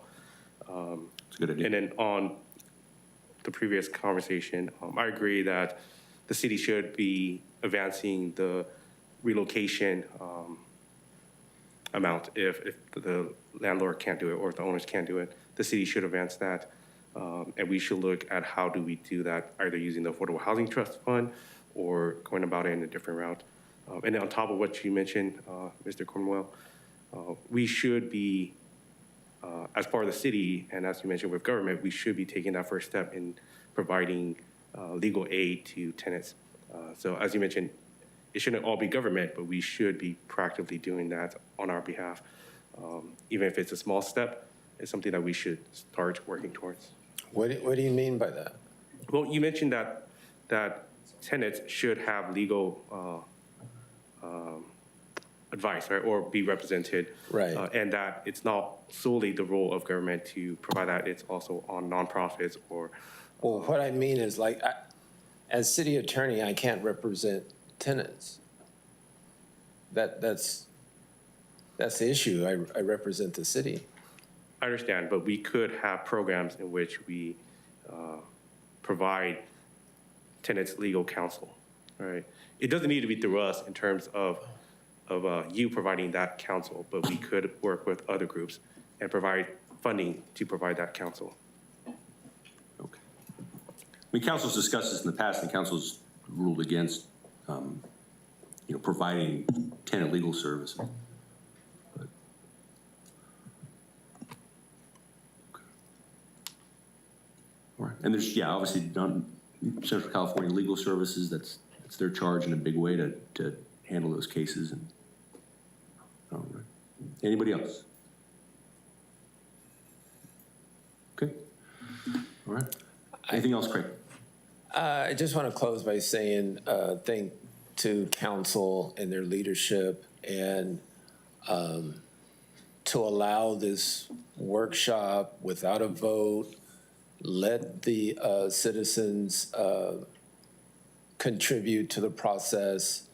This is over and above the Brown Act, and I just thank you for the opportunity. No, thank you, sir, for all your hard work. Appreciate everything you do.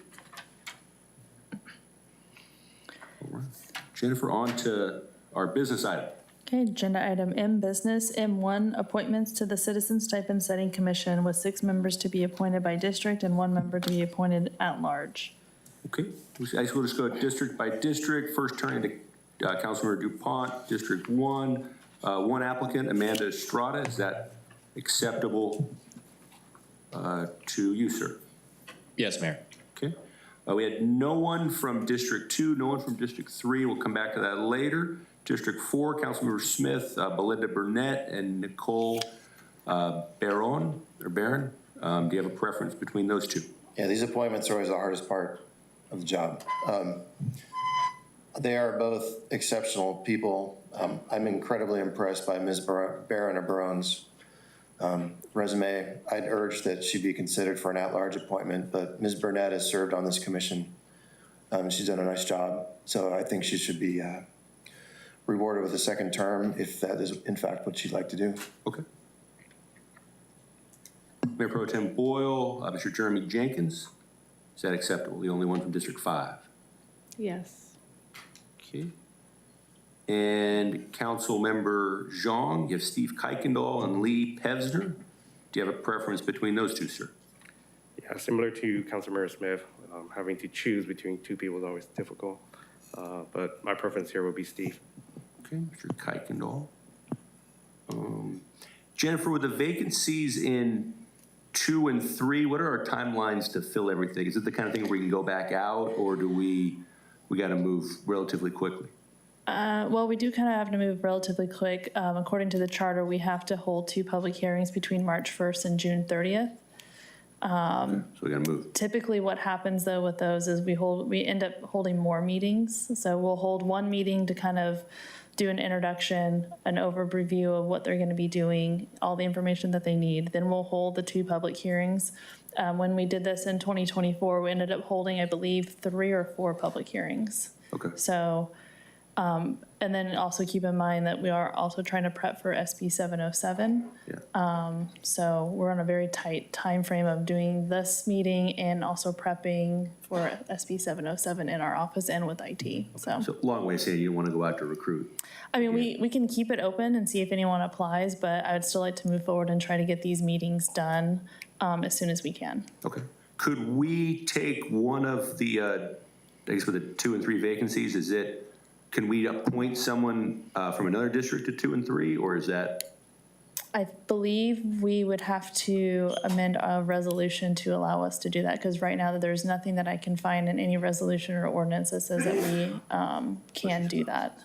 Okay. Can I speak to that? Councilor Smith. So Ms. Boyle and I were there in 2019 when we crafted this charter provision. Charter says that the council will appoint from the electors of the district.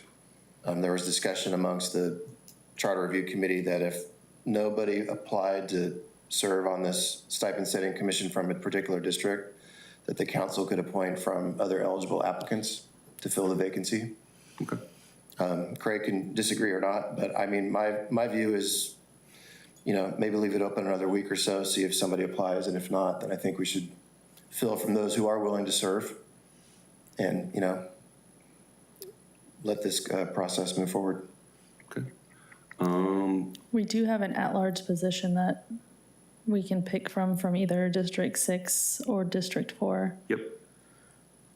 All right. Either Councilmember Harris or Councilmember Tao, are either of you interested in either Nicole Barron or Lee Pevner?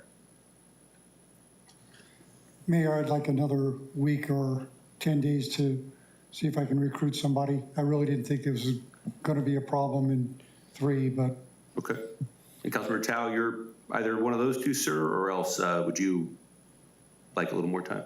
Yeah, I will agree with Councilmember Harris, just another week so we can see if we can recruit someone. Okay. I will request Lee Pevner to the at-large seat. And that leaves, okay, so motion for Amanda Estrada, Belinda Burnett, Jeremy Jenkins, Steve Kuykendall, and Lee Pevner. That's to 1, 4, 5, 6, and at large. And then leaving 2 and 3 vacant for how long, gentlemen? Probably roughly, well, their next council meeting is April 6th. So Jennifer, how would that work potentially?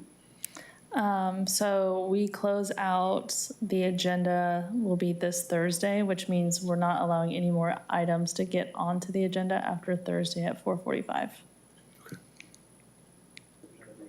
Okay, yeah. And then we would still need to verify the applicant if they are a registered voter in that district that they live in. Okay. With the registrar of voters.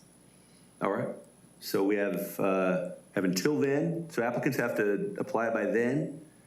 And then if not, either the seat will remain open or we have Ms. Barone as well. Sound good? Okay. Is there a motion to that effect? So we're gonna do Ms. Barron as a provisional? I don't think we get there yet. We could, but I don't think we get there yet. If there's no one applies for the other two, then on April 6th, then she'll be the only one. Bring it back, okay. We'll come back April 6th. That's it. All right. So return April 6th. We'll appoint those 5 right now. She's still in the mix, and then the other 2 have until Thursday at 4:45. Yeah, I mean, so the way we posted it was we kind of already set some dates up. That way people were aware of when we were going to have these dates. So we have them tentatively scheduled for April 2nd at 5:30 as like the initial meeting. Okay. And then April 16th and April 30th will be the first 2 public hearings. Okay. So. All right, you got that scheduled. Gentlemen, knowing that schedule, would you prefer to appoint Ms. Barone, or you still would prefer to reach out to other folks? I think, yeah, I'll take those couple of days to go look for someone. Okay. Yeah. All right, same Councilmember Harris? Okay. All right. Yeah, so the first, we just have to miss that first meeting, apparently. Okay. I'll move to approve the slate as presented by Mayor Serrato. All right, is there a second? Second. Okay, I have a motion by Councilmember Dupont and a second by Councilmember Smith. Mayor and council, please cast your votes. All right. And the motion passes unanimously. Okay, we'll be back April 6th for the remaining 2 spots. Okay, agenda item M2, request to add item to future agenda. Okay, starting on my left, Councilmember Tao, anything for your future agenda, sir? Nothing. Councilmember Smith? Nothing for me, thank you. Councilmember Harris? Nothing tonight. Councilmember Jean? I would like to bring back the inspection procedure policy for multi-unit residential buildings. I'll bring that back with modified language. And that's the item we just spoke about earlier with regards to reasonable time. Okay, Craig, did you have that date? Was it coming back? What date was it coming back already? No. It was approved tonight? Yes, that was a resolution, so that was adopted. If we want to add the timeframes, that can just be the process to bring something back. I'll be ready whenever council decides we want it back. Are you asking in terms of what day do I want it back? I don't need it expedited. There's a vote if it's expedited or within I the don't. normal process is what I'm referring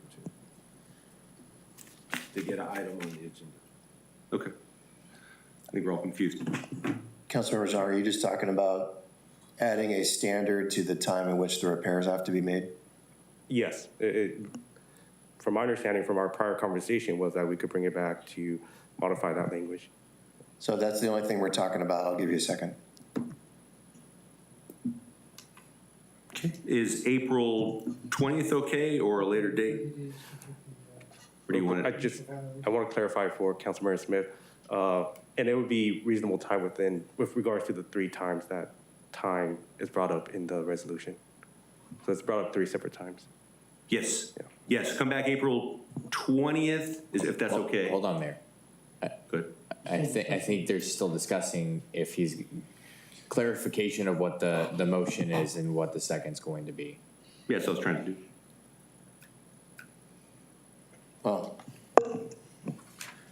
Mr. Harris might solve the problem. I agree that we should put a standard on the time to repair. I think reasonable notice, to provide notice is the way it should be in the ordinance.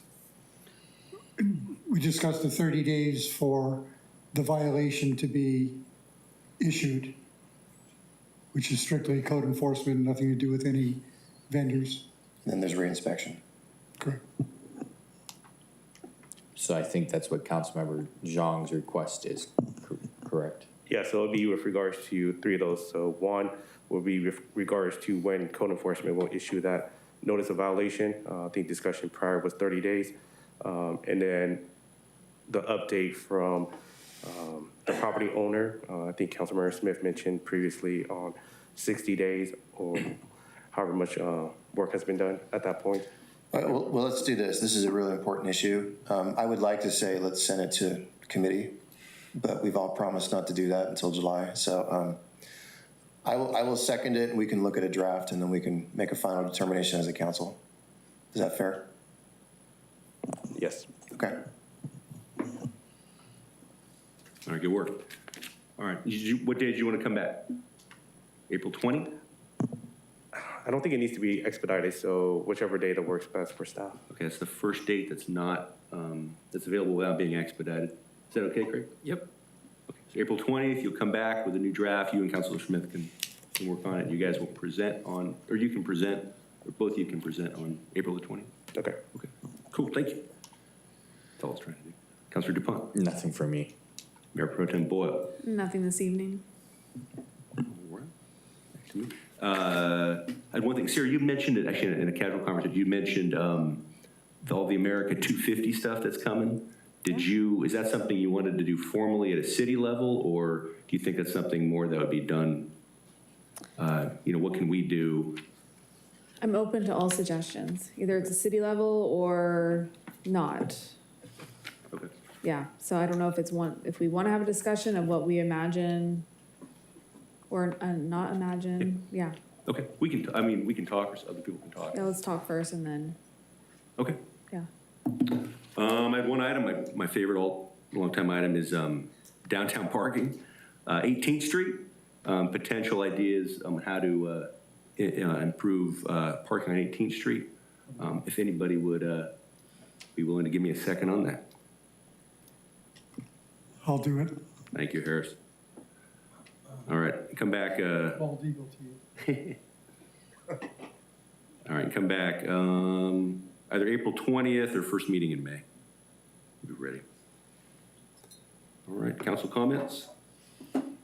Agenda item M3, city council comments. We're starting on my right, Mayor Pro Tem Boyle. Nothing this evening. Councilmember Dupont. Just want to congratulate Ola Cafecito on their 1-year anniversary. It was well attended. I'm very excited that they're here in the city of Merced. Councilmember Jean. Nothing tonight. Councilmember Harris. I also went to Councilmember DuPont's second office at Ola Cafecito, and it was very well attended. Councilmember Smith. Just to say out loud what I think everybody knows, last Wednesday, I, along with Mayor Pro Tem Boyle, Mayor Serrato, City Manager McBride, and a contingent from the county and MCAG, spent the entire day in the Capitol. I'm talking about high-speed rail related issues with legislative offices and the governor's office. Our subcommittee, I keep saying that, our committee is going to be talking, I think, this week about how to raise the issue again for the full council. I look forward to doing that. Councilmember Tapp. Nothing tonight. All right, nothing from me either. Again, thank everybody for all their work. It's been very busy first couple months of the year. We now get a little break. We get 3 weeks till the next meeting, so everybody enjoy it, and appreciate everybody and keep up the good work. Jen. Agenda item N, adjournment. Motion. Second. Okay, I have a motion by Councilmember Discussion. DuPont and a second by Councilmember Harris. Mayor and council, please cast your votes. Okay, the motion passes unanimously.